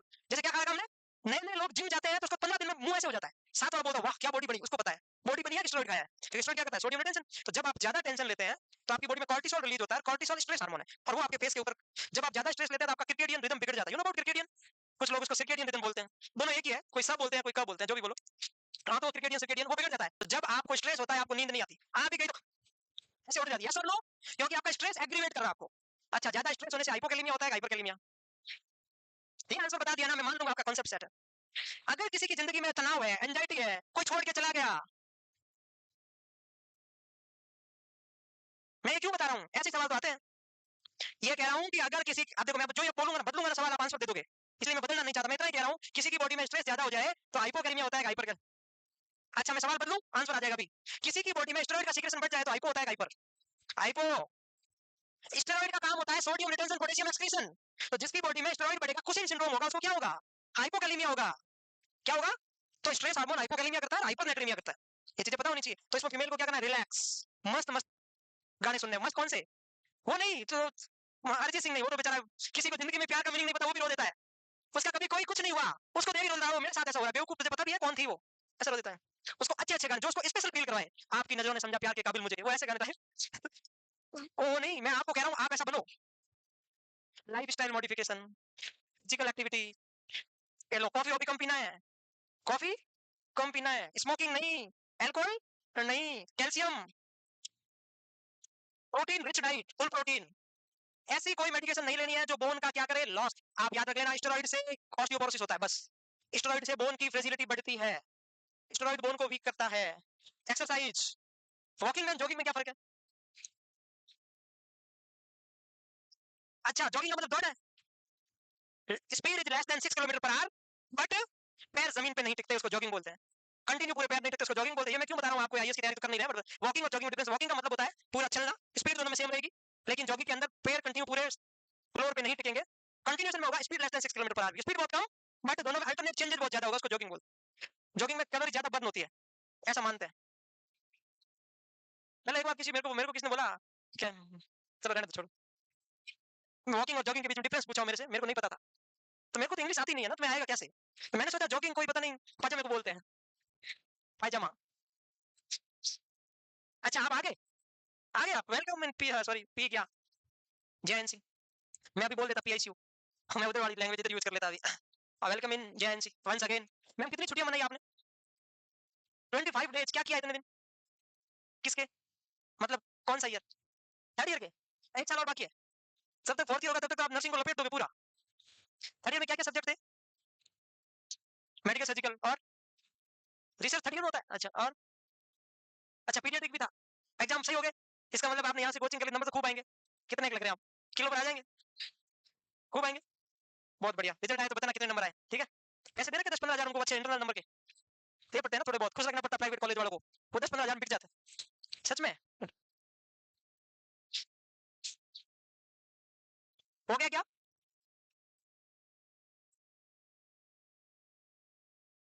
हाँ ठीक है, तो आज वो नहीं आई शूटो पिंकी, कहाँ गई, घर चली गई, घर चली गई, हॉस्टल में क्या कर रही, क्या कर रही, आपको पता ही नहीं है, इसका मतलब आपकी बेस्ट फ्रेंड नहीं है। ये आप मुझे बताना नहीं चाहते, मत बताओ मेरा क्या करना, नुकसान उसका, उसको बोलना, जब तेरे मैंने पहुंच तुझे कौन ज्ञान देगा है? लाइव क्लास, उसने डबल डबल कोर्स ले रखा है किसी और का। जल्दी लिखो, हो गया भाई। जब लाइव में मेनोपॉज आएगा, कम से कम नोट्स बनाए होंगे तो याद तो रहेगा कि हमने ये पढ़ा था, और क्या याद रहेगा फिर। आगे बढ़ो। वो सोती होगी मुझे गालियां दे रहे हैं।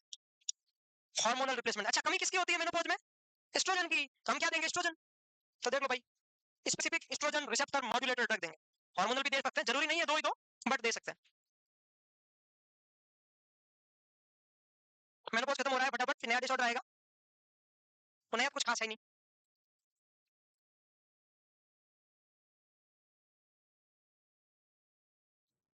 ये हेडिंग लगा दी। अब लोग बोले सर लिखा नहीं, नहीं लिखा तो हम क्या करें? स्पेसिफिक एस्ट्रोजन रिसेप्टर मॉड्यूलेटर, इसमें आती है टिमोक्सिफेन, नाम सुना किसी ने? किसने सुना? ब्रेस्ट कैंसर की भी ड्रग ऑफ चॉइस होती है। रेलॉक्सिफेन, टिमोक्सिफेन, दो ड्रग नाम याद रखना बस। कौन कौन सी?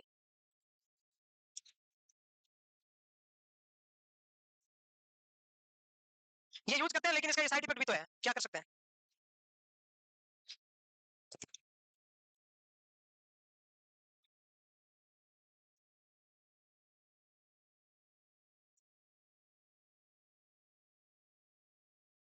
आपको पढ़ते पढ़ते ऐसा लगता है कभी कभी कि यार पढ़ाई छोड़ देते हैं, ऐसा लगता है? किस किस को लगता है? हफ्ते में एक दिन ऐसा किस किस को लगता है? आपको वेरी गुड। और किसको लगता है सही जा रहे हैं? आपको लगता है। और ऐसा कौन है जिसको कभी भी मोटिवेशन नहीं आता पढ़ाई से, कभी भी? ऐसा बताना, ऐसा कौन है? वो झूठ है। कभी कभी जिनको लगता है ना यार पढ़ाई क्या है छोड़ देते हैं, वो हेल्दी एंजाइटी है, वो अच्छी बात है, आना चाहिए, इससे पढ़ाई की प्रोडक्टिविटी बढ़ती है। हाँ सर, आपको कब कब लगता है छोड़ देना चाहिए बताना? हफ्ते में एक दिन, कौन सी तारीख को? शनिवार को। फिर हफ्ते में 4 शनिवार कर दे। 4 दिन तो नहीं लगता ना, एक दिन लगता है। आप कहाँ से हो? राजस्थान से हो आप? राजस्थान में कहाँ से? प्रतापगढ़। प्रतापगढ़ से हो तो मतलब कभी कभी ऐसा लगता है। अभी नया बैच ज्वाइन किया आपने, थोड़े दिन और लगेगा, हफ्ते में 2 दिन लगेगा, अभी थोड़े दिन बाद हफ्ते में एक दिन ही लगेगा। जैसे अभी नए फ्रेंड नहीं बने, अकेले कैसे बैठे हो? फ्रेंड है? कहाँ है? उसने कहाँ है बताओ, कौन है? उसने आपको बैठाया नहीं कि आप बैठे नहीं? बैठे नहीं, क्या कारण है? देखो आप सभी कोचिंग कर रहे हो, मैं आपको बताऊं, वेरी गुड, बैठो। मैं बीच बीच में ये बातें क्यों बता रहा हूँ? अच्छा फ्रेंड सर्किल होना बहुत जरूरी है, इससे पढ़ाई का लोड 80% कम हो जाएगा। बिना फ्रेंड सर्किल से अकेला बंदा सेलेक्ट होने में बहुत जोर आता है। तो लड़को तुम 2-4 लड़के फ्रेंड रखा करो, तुम भी अपनी अपनी फ्रेंड रखा करो। बिना फ्रेंड के ये मत सोचना हम अकेले अकेले पढ़ लेंगे, इसको मैं कुछ बताऊंगी नहीं, ऐसे मत करना प्लीज। बिना फ्रेंड के नहीं होता मामला, ये मानो। अब आता है एमेनोरिया। कौन सा नोरिया? क्या क्या होया है? नहीं लिखा? ऐसे क्यों? अच्छा मैं बातें करते करते ध्यान नहीं रहा। मैं तो ड्यूटी पे भी मन लगता रहा इसलिए फ्रेंड बना के रखता हूँ। उनको ये नहीं पता, ये तो ड्यूटी पे है, और कैसे हो मस्त। जिस दिन ड्यूटी नहीं जाता वो बोल रहे हैं आज आप मास्टर जी आए नहीं, आज मन नहीं लग रहा। मैंने कहा हो गई टॉक्सिसिटी, हो जाएगी थोड़ी देर, अभी एडिक्शन हो रखा है। रखता हूँ, मैं बता रहा हूँ सच में, ये जरूरी है, बहुत जरूरी है भाई। प्रोडक्टिविटी अगर आप चाहते हो कि हंस के काम करो, तो आपको फ्रेंड सर्किल तो रखना पड़ेगा, पढ़ाई के लिए नहीं, अपनी हेल्थ के लिए भी इंपॉर्टेंट है। एमनोरिया का मीनिंग बताओ मैम, आप तो पूछ लिया मैंने। कौन है जो एमनोरिया का मीनिंग बताएंगे मैम? आप बताओ। आप, आपके पीछे आप, व्हाट इज एमनोरिया और कितने टाइप का होता है? एक तो जोर से बोलना पड़ेगा, मेरे कान में कचरा है। Cerumen in the ear, I want to use mineral water but not available. आप बोलो जोर से। एब्सेंस ऑफ मेंस्ट्रुएशन से कितने टाइप का होता है? कितना? बताओ एमनोरिया कितने टाइप का होता है? ऐसे तो बात नहीं है, तो एब्सेंस ऑफ मेंस्ट्रुएशन सबको पता है आजकल, 10वीं पास। 2 टाइप, प्राइमरी और, गलत जवाब, प्राइमरी और सेकेंडरी होता ही नहीं है। बताओ।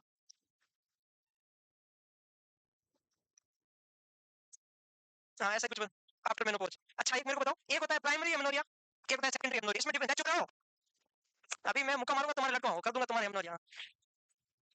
प्राइमरी और सेकेंडरी में क्या डिफरेंस? और सोचो, प्राइमरी का मतलब क्या होता है? जिंदगी में कभी भी मेंस्ट्रुएशन साइकिल नहीं आया, ये प्राइमरी। सेकेंडरी पहले 1-2 बार आ रखा है। अच्छा प्राइमरी भी 2 टाइप का होता है, पैथोलॉजिकल और फिजियोलॉजिकल। पैथोलॉजिकल कौन सा, फिजियोलॉजिकल कौन सा? सोच के बताओ। पैथोलॉजिकल मतलब डिजीज, फिजियोलॉजिकल मतलब नॉर्मल। अब बताओ प्राइमरी कितने टाइप का? 2 टाइप का, एक फिजियोलॉजिकल एक पैथोलॉजिकल। फिजियोलॉजिकल मीनिंग क्या हुआ? जिसकी एज ही 5 साल है, एज ही 4 साल है, एज ही 6 साल है, एज ही 7 साल है, तो primary physiological amenorrhoea before puberty. अब बताओ primary pathological, age 30 year cross कर गई है, एक बार भी नहीं आया, तो ये है तो प्राइमरी, एक बार भी नहीं आया। लेकिन पैथोलॉजिकल क्यों? क्योंकि एज क्रॉस कर चुकी है फीमेल। तो ये हो गया। अब बताओ secondary, primary, secondary physiological. 3 example चाहिए मुझे, सेकेंडरी फिजियोलॉजिकल के 3। अगर कोई फीमेल प्रेग्नेंट है तो मेंस्ट्रुएशन साइकिल आना चाहिए कि नहीं आना चाहिए? नहीं आना चाहिए, तो उसको बोल दिया सेकेंडरी एमनोरिया है। क्या ये पैथोलॉजिकल है फिजियोलॉजिकल? फिजियोलॉजिकल। अच्छा कोई फीमेल लैक्टेशन करवा रही है, आना चाहिए कि नहीं आना चाहिए? नहीं आना चाहिए। नॉर्मल है कि नॉर्मल है? नॉर्मल है, तो ये फिजियोलॉजिकल। एक और अभी पढ़ा, किसी की एज 60 साल हो गई, नहीं आ रहा है, तो ये सेकेंडरी है प्राइमरी है? सेकेंडरी है। Physiological pathological? फिजियोलॉजिकल। आगे समझ में? ओके, याद हुआ? नाम क्या है आपका?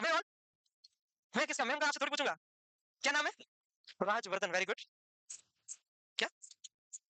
कौन सा? कहाँ है बताओ? Sterility, physiological ability of a female और मेल टू बिकम प्रेग्नेंट। ये क्या लिखा आपने? फिजियोलॉजिकल एबिलिटी या इनएबिलिटी? हाँ, इनएबिलिटी।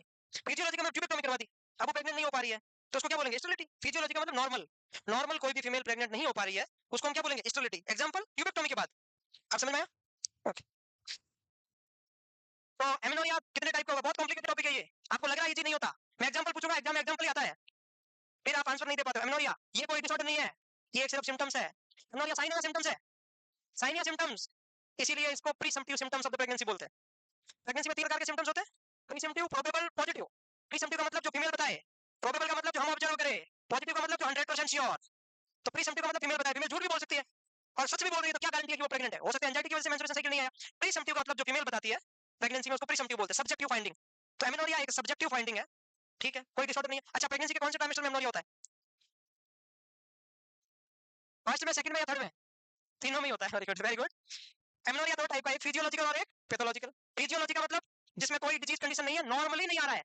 पैथोलॉजी का मतलब कोई ना कोई डिजीज की वजह से नहीं आ रहा है। ये भी दो टाइप का, ये भी दो टाइप का। तो पहले ये दोनों लिखो, फिर फिजियोलॉजी के आगे दो टाइप लिखो।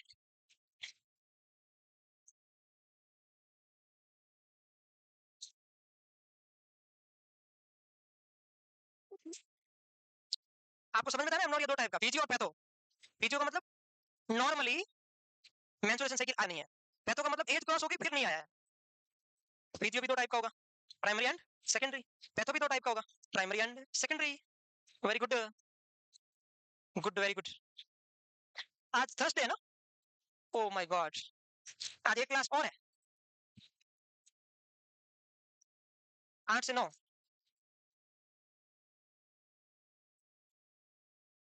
आज तो मैंने बताया नहीं टॉपिक क्या पढ़ाना है। क्या पढ़ोगे बताओ? यूट्यूब पे शाम को क्या पढ़ोगे? आप बताओ, कोई नर्सिंग का कोई टॉपिक बता दो। ये तो एग्जाम से 5 दिन पहले पढ़ने वाला टॉपिक है। नर्सिंग एग्जाम कौन सा? अच्छा, 15 को है ना, उससे पहले करवा दूंगा। उसको तो वो कंसोलिडेट शॉर्ट बना, शॉर्ट करना पड़ेगा ना। नर्सिंग का मैनेजमेंट रिसर्च एडमिशन के अलावा तो उसको तो करना पड़ेगा, शॉर्ट शॉर्ट पॉइंट लिखने पड़ेंगे ना, हेडिंग हेडिंग तो लिखना पड़ेगा। बाकी तो मेरे को कुछ करने की जरूरत नहीं, इसके अलावा तो कुछ भी जाके बोल दूंगा। टॉपिक बता दो कोई भी नर्सिंग का, शाम को 8 से 9। कम्युनिकेबल नॉन बताओ, कोई बढ़िया टॉपिक जो आपको नहीं आ रहा। ग्रुसिंग और एडिशन, और कोई बता दो बढ़िया लगे आपको, जो अच्छा लगे, कोई भी नर्सिंग का कोई सब्जेक्ट में से। 1-2 घंटे का होना चाहिए, ऐसा नहीं हो 20-30 मिनट का ही हो। कम से कम 5 घंटे का टॉपिक होना चाहिए, ताकि मैं उसको 1 घंटे में पढ़ा पाऊँ। है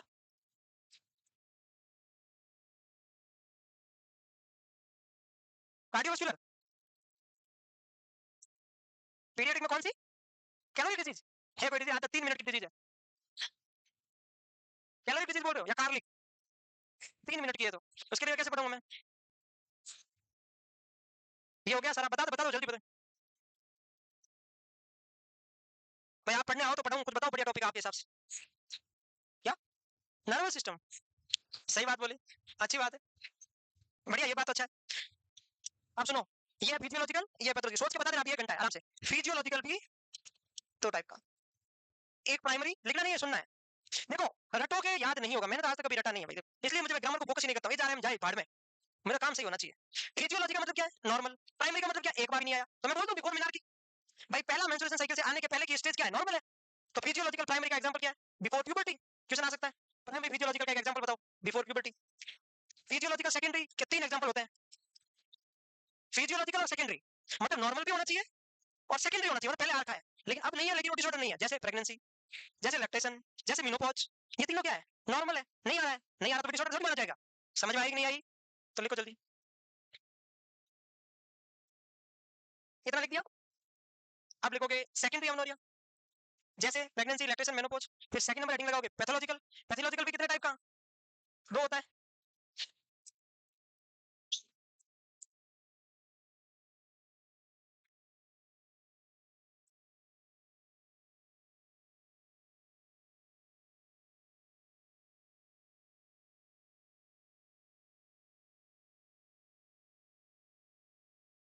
जो आपने पैथोलॉजिकल एमनोरिया लिखा है ना, तो उसमें 1 नंबर पे यही लिखना है, प्राइमरी पैथोलॉजिकल। ये कंसीडर्ड वाला अलग टर्म है, एक साथ में लिख सकते हैं इसके, अलग टर्म है। क्या लिखोगे? Primary pathological. यहाँ पर क्या लिखोगे आप लोग? Primary pathological. ये मैं एक्स्ट्रा समझा दूंगा। प्राइमरी पैथोलॉजिकल का मीनिंग क्या है बताओ देखें। ये नहीं लिखना आपको, इसका मीनिंग एक्स्ट्रा बताऊंगा। प्राइमरी पैथोलॉजिकल का मीनिंग क्या है बताओ? Absence of menstruation cycle after 13 year of age. Primary मतलब एक बार भी नहीं आया, पैथोलॉजी मतलब एब्नॉर्मलिटी जिसकी एज 13 ईयर को क्रॉस कर चुकी है और अभी भी नहीं आया, तो क्या बोलेंगे? एब्सेंस ऑफ मेंस्ट्रुएशन या एब्सेंस ऑफ मिनार्की लिखो आप। After 13 year of age, after 13 year of age. अब उसके अंदर एग्जांपल लिखेंगे। ये रियल हो सकता है, ये स्यूडो भी हो सकता है। ये रियल भी हो सकता है, ये स्यूडो भी हो सकता है। रियल मतलब सच में ही नहीं आए। भाई रियल का मतलब क्या है? सच में ही नहीं आए। यूट्रस की थिनिंग नहीं हो, हाइपोप्लेजिया नहीं हो, एंडोमेट्रियम सेट आउट नहीं हो, मेंस्ट्रुएशन साइकिल नहीं आए और ब्लीडिंग हो रही है, वजाइना से एक्सपेल आउट नहीं हो रही है, इसका मतलब यूट्रस या वजाइना में कहीं ना कहीं डिपॉजिट हो रहा है ब्लड, उसको बोलते हैं क्रिप्टोमेनोरिया। क्या बोलते हैं? क्रिप्टोमेनोरिया। ये लाइन लिख दी ऊपर वाली, ये लिख दी सबने? आया ना?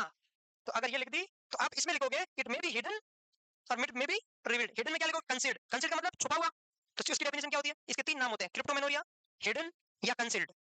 मीनिंग क्या हुआ? कि मेंस्ट्रुएशन आ रहा है बट ब्लड बाहर नहीं आ रहा है, अंदर ही कहीं पर डिपॉजिट हो रहा है, उसको बोलते हैं क्रिप्टोमेनोरिया। क्रिप्टो मींस झूठा, मेनोरिया मींस मेंस्ट्रुएशन साइकिल बाहर नहीं आ रहा।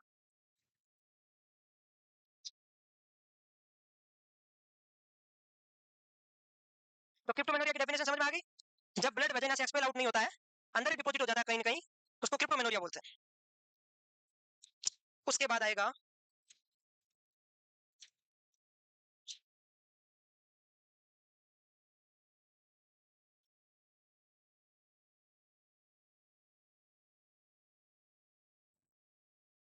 सेकेंडरी। सेकेंडरी पैथोलॉजिकल का मतलब पढ़ो।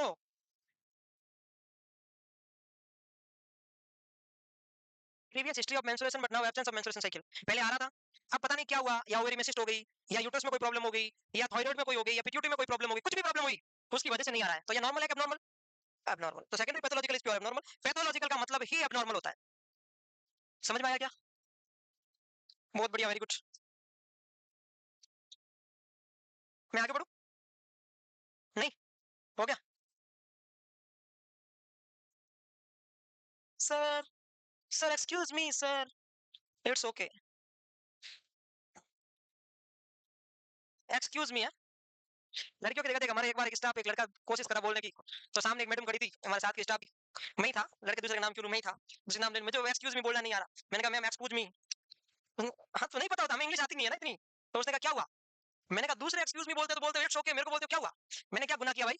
तो कहा आपने क्यों जी सही बोला है। मैंने कहा फिर छोड़ो, कैंसिल करो। फिर हम अगली बार मैडम थी, मैंने कहा मैडम हटना। चलो नेक्स्ट। अब हमें आती नहीं है ना इंग्लिश। अब हम पढ़ेंगे डिसमेनोरिया। कौन सा मेनोरिया? डिस मतलब तकलीफ दे, मेनोरिया मतलब मेंस्ट्रुएशन साइकिल। ऐसा मेंस्ट्रुएशन साइकिल जो पेनफुल होता है, तो हम क्या बोल देंगे? Pen during menstruation cycle. ये ऑलमोस्ट फीमेल में होता है, 50% में होता है। तीन टाइप का होता है, एक होता है प्राइमरी और एक होता है सेकेंडरी। सुनो, प्राइमरी का मतलब क्या है? बस सुन लेना है और कुछ नहीं करना, इसमें सुन लेना है। क्या सुन लेना? प्राइमरी डिस्मेनोरिया का मतलब होता है जिसको menstruation cycle, menstruation bleeding phase आता है, उस टाइम पेन होता है और बिना कोई abnormality of the female reproductive system, कोई पेल्विक पैथोलॉजी नहीं है, बस हार्मोनल थोड़ा बहुत इंबैलेंस होता है, उसकी वजह से यूट्रस में कॉन्ट्रैक्शन होता है, उसकी वजह से पेन होता है। तो no pelvic pathology.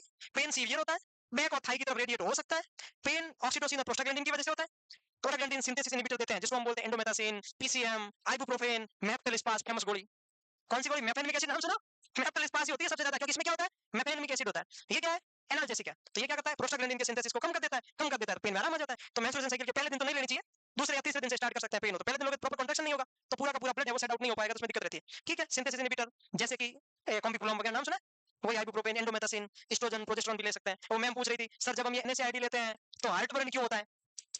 Heart burn का मतलब है कलेजे में जलन। कलेजा कहाँ होता है आज तक किसी को नहीं पता। कलेजा किसको बोलते हैं? कि तू तो मेरे कलेजे का टुकड़ा है, तू मेरा कलेजा क्यों नहीं है, टुकड़ा क्यों है? कलेजा किसको बोलते हैं बताओ? आज तक किसी को नहीं पता कलेजा किसको बोलते हैं। अगर लिवर को बोलते हैं तो कलेजा, यहाँ पर जलन होने को कलेजे में जलन होना क्यों बोलते हैं? मुझे आज तक समझ में नहीं आया कलेजे में जलन को हार्ट बर्न, पायरोसिस क्यों बोलते हैं। आप बताओ, you know pyrosis? Heart burn का दूसरा नाम क्या है? पायरोसिस। पायरोसिस का मतलब होता है लोअर इसोफेजियल इंस्पेक्टर, जो ढक्कन है वो ढीला हो जाना। कौन सा ढक्कन ढीला हो जाना? ये इसोफेगस, ये स्टमक, ये ढक्कन होता है, इसको बोलते हैं लोअर इसोफेजियल इंस्पेक्टर या कार्डियक इंस्पेक्टर। ये जब लूज हो जाता है या आप बहुत ज्यादा स्पाइसी फूड खाते हो, मसाला मिर्च ज्यादा खाते हो, कॉफी, अल्कोहल, टी, चॉकलेट या कंटेनिंग ऐसी चीजें ज्यादा लेते हो, तो इरिटेटिंग फूड ज्यादा लेते हो, तो ये धीरे धीरे लूज होने लगता है। आप ज्यादा खाना खा लेते हो, ठीक है, या खाना खाने जस्ट बाद एक्सरसाइज करते हो, तो एब्डोमेन का प्रेशर बैकवर्ड लगता है और इसोफेगस के नीचे वाला, स्टमक के ऊपर वाला ढक्कन है वो लूज हो जाता है। और आपको पता है कि स्टमक में क्या होता है, एचसीएल होता है। क्या होता है? तो एचसीएल होगा, तो ढक्कन लूज होगा तो एचसीएल ऊपर आएगा, ऊपर आएगा एचसीएल एसिडिक होता है, फिर हमारे कालजे में क्या होती है, जलन होती है, जिसको बोलते हैं हार्ट बर्न, पायरोसिस, खट्टी खट्टी डकार है। जब भी हमें एंजाइटी होती है ऐसा होता है, जब भी हम स्पाइसी फूड खाते हैं करते हैं, यहाँ पर ऐसा ऐसा जलन होता है। ये जीईआरडी का क्लासिकल साइन है। किसका क्लासिकल साइन है? जीईआरडी का मतलब यही है कि ढक्कन ढीला हो गया। जीईआरडी की डेफिनेशन क्या है? गैस्ट्रो इसोफेगियल रिफ्लक्स डिजीज, मतलब गैस्ट्रो इसोफेगस के बीच में ढक्कन लूज हो गया, इसकी वजह से गैस्ट्रिक कंटेंट इसोफेगस में जा रहा है, उसकी वजह से जलन हो रही है, उसी का क्लासिकल साइन होता है पाइरोसिस। तो हम बोले एनएसआईडी से ऐसा क्यों होता है? एनएसआईडी का लंबे समय से जो लोग एनाल्जेसिक लेते हैं उनको पेप्टिक अल्सर हो जाता है। क्या हो जाता है? और पेप्टिक अल्सर का मतलब यह है कि एचसीएल का सिक्रेशन भी ज्यादा हो गया। जब एचसीएल का सिक्रेशन ज्यादा होगा उसकी वजह से भी तो पेप्टिक अल्सर हो सकता है। तो वो फिर क्या होगा, बाई चांस ज्यादा एचसीएल होगा तो वेप्लो मारेगा। और दूसरा रीजन जो मोस्ट इंपोर्टेंट रीजन है कि एनएसआईडी से हार्ट क्यों होता है, एनएसआईडी गैस्ट्रिक म्यूकोसा की लाइनिंग को ब्रेक डाउन करती है। इसका मतलब एनएसआईडी से पेप्टिक अल्सर होता है। लंबे समय से एनाल्जेसिक खाने से स्टोमक में अल्सर हो जाते हैं। समझ में आई बात? स्टेरॉइड और एनएसआईडी लंबे टाइम नहीं खाने चाहिए, उससे क्या हो सकता है, स्टोमक अल्सर। स्टोमक अल्सर को क्या बोलते हैं, गैस्ट्रिक अल्सर। तो गैस्ट्रिक अल्सर और पेप्टिक अल्सर में क्या डिफरेंस है? एक ही है, एक ही है क्या? गैस्ट्रिक अल्सर का मतलब सिर्फ स्टोमक में अल्सर होना, पेप्टिक का मतलब ड्यूडेनम, स्टोमक और इसोफेगस में कहीं पर भी होता है, तीनों को मिला के। ड्यूडेनम में मोस्ट कॉमन 85%, स्टोमक में 15%, लेस देन 1% इसोफेगस में, तो उसको हम बोलते हैं पेप्टिक अल्सर। पेप्टिक का मतलब तीनों में कहीं पर भी हो जाना, पेप्टिक ओनली स्टोमक में होना, गैस्ट्रिक ओनली ड्यूडेनम में होना, ड्यूडेनल इसोफेगस में होना, इसोफेगल अल्सर। सही बात है, ये बात तो पता है। तो पेप्टिक अल्सर का मोस्ट कॉमन कॉज क्या है? पेप्टिक अल्सर का मोस्ट कॉमन कॉज कौन सा बैक्टीरिया? हेलिकोबैक्टर पाइलोरी, एक बैक्टीरिया जो कि पेप्टिक अल्सर करता है, और यही बैक्टीरिया स्टोमक कैंसर करता है। कभी कोई एग्जाम में पूछ लेना कभी पेपर में, कौन सा बैक्टीरिया कैंसर करता है, एच पाइलोरी। क्योंकि पेप्टिक अल्सर आगे जाके पेप्टिक कैंसर होता है, वो अल्सर में बदल जाता है, कैंसर हो जाता है उसमें। हर एक में नहीं होता, 2-4% फीमेल मेल में होता है, बट हो जाता है। एच पाइलोरी क्या करता है, कैंसर कर सकता है। गैस्ट्रिक अल्सर तो सब नहीं करता है, 2-4% में कैंसर कर सकता है एच पाइलोरी। इसीलिए इसमें कौन सा टेस्ट करते हैं, यूरिया ब्रीथ टेस्ट। कौन सा टेस्ट बताओ, ये एग्जाम में क्यों आता है? यूरिया ब्रीथ टेस्ट किसमें किया जाता है? Option A asthma, option B breathing difficulty, option C breathing abnormality. क्योंकि क्वेश्चन क्या है, urea breath test, option D gastric ulcer. Gastric ulcer breath नाम देख के तुम रेस्पिरेटरी में घुसोगे, सबसे पहले स्टोमक को एलिमिनेट करोगे, वही उसका राइट आंसर होगा। ऐसा ही तो होता है पेपर नॉन सेट में, जो आप पार करते हो वही एलिमिनेशन है, इसलिए सोच समझ के करना। ये हो गया आपका। अगली सबने सुन रहे थे मुझे, इतना सुनते हो, सुनो तो फिर सुनो। सुनो क्या सुनाऊं बताओ, ज्ञान की बात है। कौन सा ज्ञान? ज्ञान अपने पास अलग अलग फोल्डर है, बताओ कौन सा फोल्डर अलग अलग, उसके अंदर कौन से फोल्डर में जाके बताओ आपको। पढ़ाई वाला, ठीक है पढ़ाई वाला सही है। इनको पढ़ाई की टॉक्सिटी नहीं होती आपको? मेरे को तो कभी कभी लगता है, मेरे को तो टॉक्सिटी हो गई, मेरा मन ही नहीं करता पढ़ाने। मैं तो कहता हूँ कभी कहीं जाके हिमाचल की गुफाओं में बैठ जाता हूँ। अब पता है इस बार मैंने प्लान बनाया मस्त वाला, जो भी आउट ऑफ राजस्थान के कैंडिडेट सिलेक्ट हुए ना, सबसे मैं कॉन्टेक्ट कर रहा हूँ। लोगों वो मतलब हेल्दी कॉन्टेक्ट। जैसे जम्मू कश्मीर में लोग हैं, उनको बोला 2-4 लड़के सिलेक्ट, उनको बोला मैं सुनो तो हाँ मैं आऊंगा जम्मू कश्मीर, 1 महीना पहले बताऊंगा। मेरे को घुमाने की जिम्मेदारी किसकी? आपकी। विजय एम्स है वहाँ जम्मू, वहाँ सारे लोग, बहुत सारे लोग ऐसे लगे वहाँ नया एम्स है। मैंने कहा मैं पूरा घूमूंगा, एज डायरेक्टर एम्स का करवाना पूरा इंस्पेक्शन, ठीक है। और फिर हिमाचल वालों को बोला, मैंने कहा ये सबसे अच्छी जगह है। हिमाचल वाले बोलेंगे सर हम घुमाएंगे, हिमाचल में दिक्कत है लड़के नहीं है, हमारी सारी लड़कियां ही है भाई। वहाँ पर जरूर लड़कियों से बात की है, बात नहीं की, उन्होंने बोला था सेलेक्ट बोले सर आना कभी। मैंने कहा हम सब सॉरी थे, मैंने कहा हम सभी आएंगे। तो ठीक है, हिमाचल वालों से भी बात हो रखी है। हिमाचल और पंजाब हरियाणा में लड़के लोग नर्सिंग क्यों नहीं करते, क्या डर लगता है? पता नहीं, करते ही नहीं है, करते ही नहीं है वहाँ। फिर मैं एमपी वालों से बात किया, एमपी में कुछ खास है नहीं घूमने लायक, एक इंदौर है अच्छा सा। फिर 2-4 जगह और बात की, मैं बताऊंगा नहीं। चलो आगे बढ़ो, सेकंड लिख लिया, आगे बढ़ो, आगे बढ़ो, चुप हो जाओ, तो मत जाना घूमने। या हम ट्रक लेके चलेंगे सब एक साथ, ट्रक में सीटें लगा देंगे लग्जरी, फिर उसमें एक डीजे लगा दिए, स्पीकर ले लेंगे, फिर गाना लगा देंगे कौन सा, चुन्नी में। फिर ठीक है, चलो सेकेंडरी डिस्मेनोरिया, हाँ ठीक है। फिर तुम लगा एनवी एनवी परफ्यूम चुन्नी में, लिखो सेकेंडरी डिस्मेनोरिया। हाँ फिर मैं करूंगा dance, pain related to pelvic pathology, no radiating, कोई ना कोई पेन होता है उसमें कोई रेडिएटिंग नहीं होगा, कोई सेकेंडरी सिम्टम्स नहीं आएंगे, खत्म। अच्छा एक आप मेरे को बताना, ये कौन है? पीएमएस कौन है? प्रधानमंत्री पीएमएस, ये क्या है? प्रधानमंत्री सही है, पीएमएस क्या है? क्या ये क्या है? ये क्या होता है? कब आता है? कब आता है? कितना दिन पहले? कितना कैसे पता तुझे? प्री मेंस्ट्रुअल सिम्टम्स, तूने गालियां सुनी है क्या? Pre menstruation symptoms, PMS. इतना एक्सप्लेन कैसे किया, कहां पढ़ा? मेरे को बोल रहा पीआर में लिखा हुआ, मैंने ऑप्शन पढ़ा है, वो बोल ही नहीं रहा। इतना अच्छे से पढ़ाया, एग्जांपल देके यार, बोला पीआर में लिखा हुआ। मैं बोल रहा हूँ, मेरी बात नहीं सुन रहा है। प्री मेंस्ट्रुएशन सिम्टम्स का मतलब ये होता है, ये 28 दिन का होता है मेंस्ट्रुएशन साइकिल। 1 तारीख को आया तो मोस्ट प्रोबेबली वापस कब आएगा? 28 या 29। मेंस्ट्रुएशन साइकिल आने से जस्ट पहले, आपको पता है इसके 3 फेज होते हैं, पहला ब्लीडिंग, दूसरा प्रोलिफरेटिव, तीसरा सिक्रेटरी। तीसरे फेज को लूटियल फेज भी बोलते हैं, सिक्रेटरी फेज भी बोलते हैं, पोस्ट ओवुलेटर फेज भी बोलते हैं, कांस्टेंट फेज भी बोलते हैं। हम ऑप्शन पढ़ेंगे।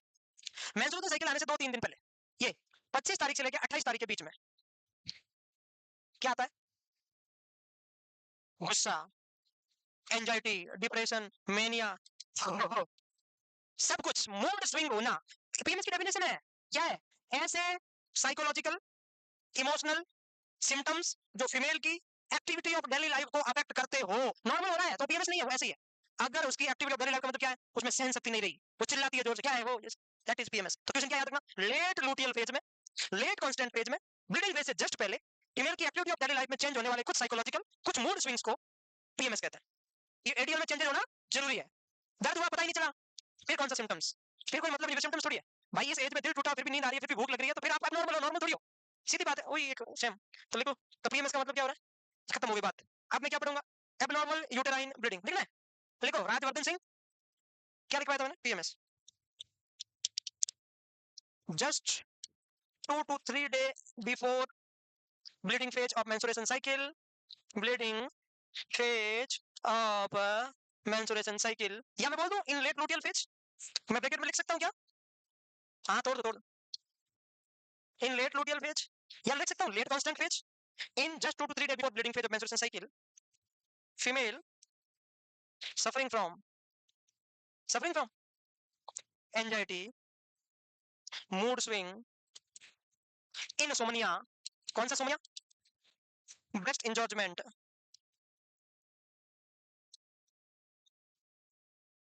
sufficient to affect the activity of daily life, affect the activity of daily life is called PMS, is called PMS। समझ में आया? आया कि नहीं आया? लड़कों को सिर्फ एक चीज दिखती है, सर हमारे 20% कर दिया नॉट सेट। कितनी प्रॉब्लम है लड़कियों को तो चीज का पता है। ये देखो आप, तुम्हारी एक्टिविटी ऑफ डेली लाइफ कभी चेंज हुई? सोचो आप, इसलिए इनको 80% दिया है? हाँ, आप क्या एक्सप्लेन, बताओ बताओ, आपको ज्यादा पता है, बताओ बताओ। हाँ, इंगेजमेंट हो रही है, जैसे कि इन्होंने कोई यहाँ लगा रखी हो गई। चलो हो गया। आप हेडिंग लगाओ, abnormal uterine bleeding, abnormal uterine bleeding, abnormal uterine bleeding. मिटा दूं?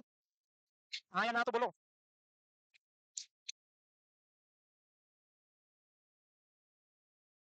देखो सुनो, एबनॉर्मल यूटेराइन ब्लीडिंग का दूसरा नाम है डिसफंक्शनल यूटेराइन ब्लीडिंग।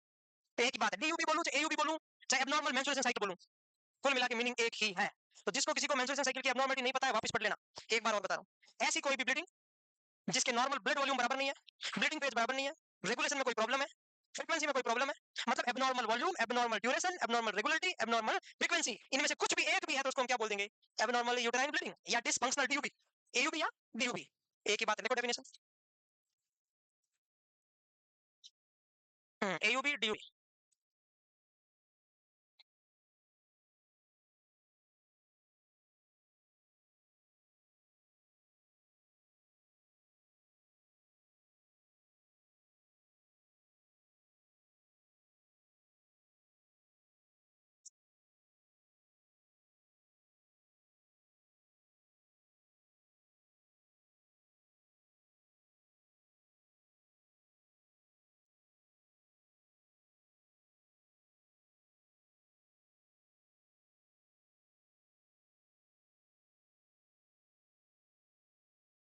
हो गया? अरे डेफिनेशन लिखने में जोर आ रहा है तुम्हारा, क्या है? लगभग लगभग ओपीडी में जो पेशेंट आते हैं ना, उसमें 30% में यही प्रॉब्लम होती है।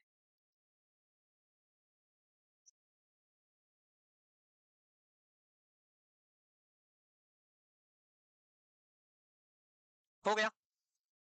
लिख लिया ना? नवीन, कैसे हो? तुम्हारा टेनिस एल्बो कैसे है? चल रहा है वो? चलता है? कहाँ से कहाँ तक पहुंच गया? ठीक हो गया ना अब? होगा, होगा होगा, बहुत जल्दी होगा। तो मैं बिहार में आऊंगा, घुमाओगे? क्या क्या दिखाओगे? लिट्टी चोखा और क्या? ले बिहार में राम मंदिर कहाँ है? पता नहीं, पढ़ ले कुछ। पता ही नहीं है राम मंदिर कहाँ है, पता ही नहीं है बिहार में राम मंदिर। वाह, कैसे लोग है भाई, इस वजह से नर्सिंग का जीके खराब है। बिहार में कहाँ से है, तो पता ही नहीं है बिहार में क्या है बताओ। बिहार में कौन सा एम्स है, नाम बताओ एम्स का। और नया बन रहा है वो दरभंगा, कौन सी जगह पे है ये? उसी में जाओगे तो है ना, उसी में सेलेक्ट होंगे। या पटना में तो बहुत बड़ा सा माहौल है। आप रोड पे चल रहे हो पटना में, मैं एग्जाम देने गया था आईजीएमएस 2018 में, वहां आगे आगे चल रहे हो, बाई चांस आगे आपके रोड क्रॉस करने की जगह नहीं है, हॉर्न वाला ऑटो वाला एक बार हॉर्न बजाएगा, आप हट गए तो ठीक है, नहीं पीछे से। मैंने कहा भाई रुक जाता, उसने ऑटो का टायर दोनों पैरों के बीच में डाल दिया। मैंने कहा ये क्या हो गया, रुक जाता भाई, हो गया बोल मत, मेरे को बोला बोल मत। मेरे को उसमें डर लगा भाई, उसमें तो नई नई जॉब लग रही थी, अपना कौन नुकसान करे। मैंने कहा सॉरी गलती हो गई, मैं रोड पे आ गया, कल से मैं पैदल चल, और वो भी हंस के आगे वाली जगह पे, खाली जगह पे, वहां वहां उसमें सब राजा है वहां, आप ही ऐसे रहते हो। एक हमारा एक स्टूडेंट था विवेक, जो यूपी का था, आप जानते हो पुराने वाले में से कोई एक था, विवेक था, उसका मैंने नाम रखवा दिया था कट्टा। यूपी का था, यूपी में कट्टा फेमस है, कुछ भी ज्यादा कहीं कट्टा फेमस है वो। उसका सिलेक्शन हो गया एसजीपीजी, घर से 50 किलोमीटर दूर। जब वो सिलेक्शन हुआ तो भाई यहाँ मिठाई उठाई लेके आया न्यू मस्त जोरदार। जब हम एक बार जिम्मर का पेपर देके गए मुंबई, तो वो वहां आ गया मस्त, इतना सिंपल बंदा, इतना साधारण बंदा, पेपर देने गया यहाँ से, टिकट करवा ले तो टिकट कौन करवाए, यही से चला उस दिन, टिकट करवा ले, गाड़ी में बैठना है, ट्रेन में टिकट पे क्यों सर, आप साथ में होना, क्या दिक्कत है। मैंने कहा ये तो ठीक बंदा है, दिसंबर में सर्दी का मौसम है, मैंने कहा कुछ ओढ़ने का ले ले। उसने कहा हाँ सर ओढ़ने का, मैंने कहा टिकट नहीं है भाई, तो भाई चांस सर्दी भी तो लग सकती है, अपने को जनरल में बैठना पड़ा तो कहीं पर क्या पता, मैं बैठा लूंगा पास में, क्या पता कहाँ बैठना पड़े। तो वापस रूम आया अंदर, अंदर आके एक मोटा सा कट्टा पकड़ा, कट्टा मतलब पूरा उसके अंदर बड़ी वाली गदई डाली, तो लेकर वहां हो गया भाई। फिर वहां मस्त मेरे को बोला सर अब यूपी में ना थोड़ी थोड़ी बात के ऊपर हमारा कट्टा चल जाता है, थोड़ी सी बात के ऊपर ऐसे। एक दिन मेरे को वीडियो भेज रहा, वीडियो कॉल करा, सामने एक साथ वाले बंदे को दिया, मेरे सामने करके सर के सामने वीडियो कॉल कर, खुद ऐसे चला रहा, कट्टे चला रहा। मैंने कहा भाई मैं तुम्हारे यूपी तो नहीं आऊंगा, कल के दिन मैं तुम्हारे यूपी आऊं, तुम कट्टे से उड़ा दो, फिर अगले दिन न्यूज आए अली सर यूपी से गए, फिर फोन आया यहाँ पर अली सर चाहिए तो 40,000 रुपए, तो 40,000 उठा लेते हैं, 40 40-50,000 उठा लेते हैं, यहाँ तो अगर कोई बोले 50,000 तो भी नहीं उठाते, सही है। मैंने कहा वहाँ तो मस्त माहौल है भाई, ये तो फिर अच्छी बात है, वहाँ तो 1 मिनट लगता है, टाइम लगता नहीं ज्यादा। कौन कौन है यूपी से बताना, ऐसा होता है, ऐसा नहीं होता, थोड़ा थोड़ा होता है, होता है, कितने हजार हो सकता है, 1-2 लाख, किसी को 2 लाख रुपए दो, किसी को कोई टपका देता है, ये तो अच्छा है। यहाँ पर कोई 50 लाख दे तो हिम्मत नहीं करता, मरने दो जेल चले जाएंगे, ऐसे सोचते हैं। मैंने कहा ये तो यूपी में अच्छा माहौल है, वहाँ यूपी में डर वर नहीं होता है ना, मस्त लाइफ है। तुम यूपी से हो, कॉज, कॉज दो होते हैं, एक होता है पाम, एक होता है कोइन, डिसफंक्शनल यूट्राइन ब्रीडिंग के दो कॉज होते हैं, पाम और कोइन। फिर मैंने मेरी डायरी से यूपी शब्द हटाया, मैं यूपी नहीं जाएंगे घूमने। एक बार मैं चला गया 2017 में ईएसआई का पेपर दिया, 18 में ईएसआई 21 मई 2018 मेरठ सेंटर आ गया, उस समय मेरठ कुछ बना हुआ नहीं था। हमने मस्त, मैं कोई अच्छी सी होटल बताओ कौन सी है, मैंने ठीक है उसने बोला ये है, जो ही हमने होटल में चेक इन किया लाइट कट गई, वहां लाइट कटती है फिर 8 घंटे नहीं आती, ऐसा है, 8 घंटे लाइट नहीं है। मैंने कहा अच्छी सी होटल में तुम्हारी इन्वर्टर नहीं है, तो इन्वर्टर कुछ नहीं, लाइट कट के कल आएगी। यार मस्त माहौल है, कहीं कहीं पर होता होगा ऐसी, हर जगह तो नहीं होता। और उसको तो भाई को पता ही नहीं कि वो राम मंदिर का है।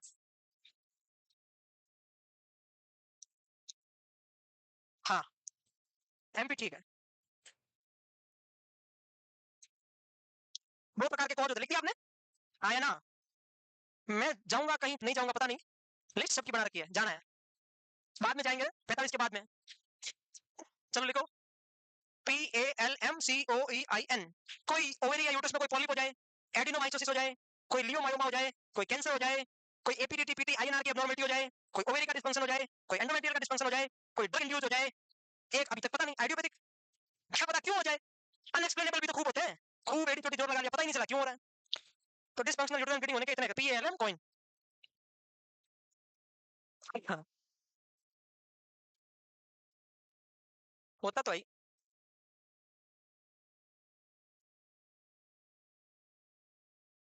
आओ वेलकम, क्या हुआ, कुछ चल तो रहा है ना ऑनलाइन, किसने किया, ऐसे किया होगा, डन, जल्दी लिखो ना, लिख लो।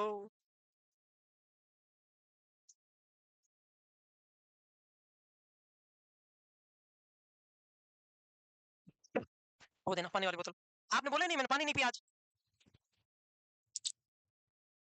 आपको क्या करना है ना, आप बताते नहीं हो पानी पी लो।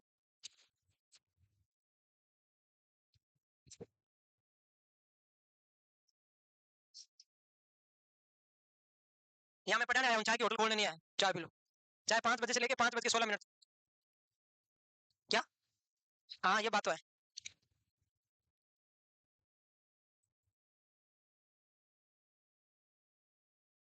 बुझ हो गया ना। अब एक लिस्ट बनाओगे छोटी सी पाव भर की,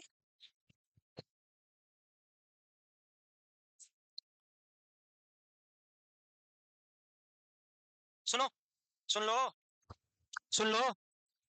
type of uterine bleeding disorder क्या है ये? Types of uterine bleeding disorder कौन कौन से होते हैं? कौन कौन से? एक होता है हाइपोमिनोरिया। इसका उल्टा क्या करूं? इसको मैं बाद में लिखता तो ठीक रहता, बट अब कोई ना,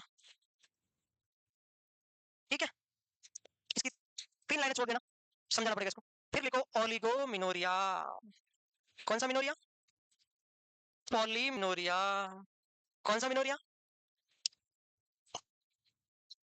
हो गया, हाइपो हो गया, हाइपर हो गया, ओलिगो हो गया, पोली हो गया ना? 3 ये बाद में लिखूंगा, 3-4 लाइनें छोड़ रखी यहाँ पर, छोड़ देना बस। सुनो, हाइपोमिनोरिया, इसको एक बार छोड़ो, यहाँ से समझाना शुरू करता हूँ मस्त मस्त। ओलिगो का मतलब होता है कम। ओलिगो का मतलब क्या होता है? कम।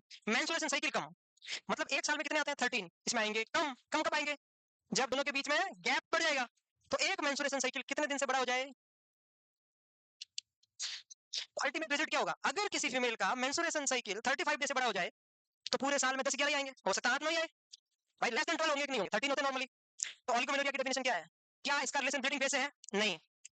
पूरी साइकिल की बात है, ब्लीडिंग फेज का कोई लेना देना नहीं है। कोई ब्लीडिंग फेज का मीनिंग नहीं है। कितने ब्लीडिंग फेज कितने दिन का होगा डजंट मैटर। पूरा साइकिल मान लो 1 तारीख को आया था, तो नेक्स्ट 6 तारीख से पहले नहीं आएगा, तो उसको हम क्या बोल देंगे? ओलिगोमिनोरिया। समझ में आई? अब कितने दिन ब्लीडिंग हुई हो ये डेफिनेशन नहीं, इसके लिए दूसरी डेफिनेशन है। अगर किसी का साइकिल 21 दिन से कम हो, अगर किसी का साइकिल पूरा, मैं ब्लीडिंग फेज की बात नहीं कर रहा हूँ, पूरे मेंस्ट्रुएशन साइकिल की बात कर रहा हूँ। तो मेंस्ट्रुएशन साइकिल मतलब एक आने से लेकर दूसरा आने तक का टाइम, ये अगर 21 दिन से कम हो, तो बताओ एक साल में ज्यादा आएंगे कम? अरे ज्यादा या कम? तो बताओ उसको पॉली बोलेंगे क्या ओलिगो? पॉली का दूसरा नाम होता है एपी। पॉली का दूसरा नाम क्या होता है? तो सर ये हाइपर का मीनिंग ऐसा नहीं होता, नहीं होता सर। पॉली और हाइपर एक ही नहीं है, नहीं है। अच्छा, आपने रेस्पिरेटरी सिस्टम में वाइटल साइन, फंडामेंटल में वाइटल साइन पढ़े होंगे, तो वाइटल साइन में आपने रेस्पिरेशन पढ़ा होगा, रेस्पिरेशन में आपने पॉलीपनिया, टेकिपनिया और हाइपरपनिया पढ़ा होगा। तीनों में क्या डिफरेंस? ये एक ही है? एक ही है या अलग अलग है?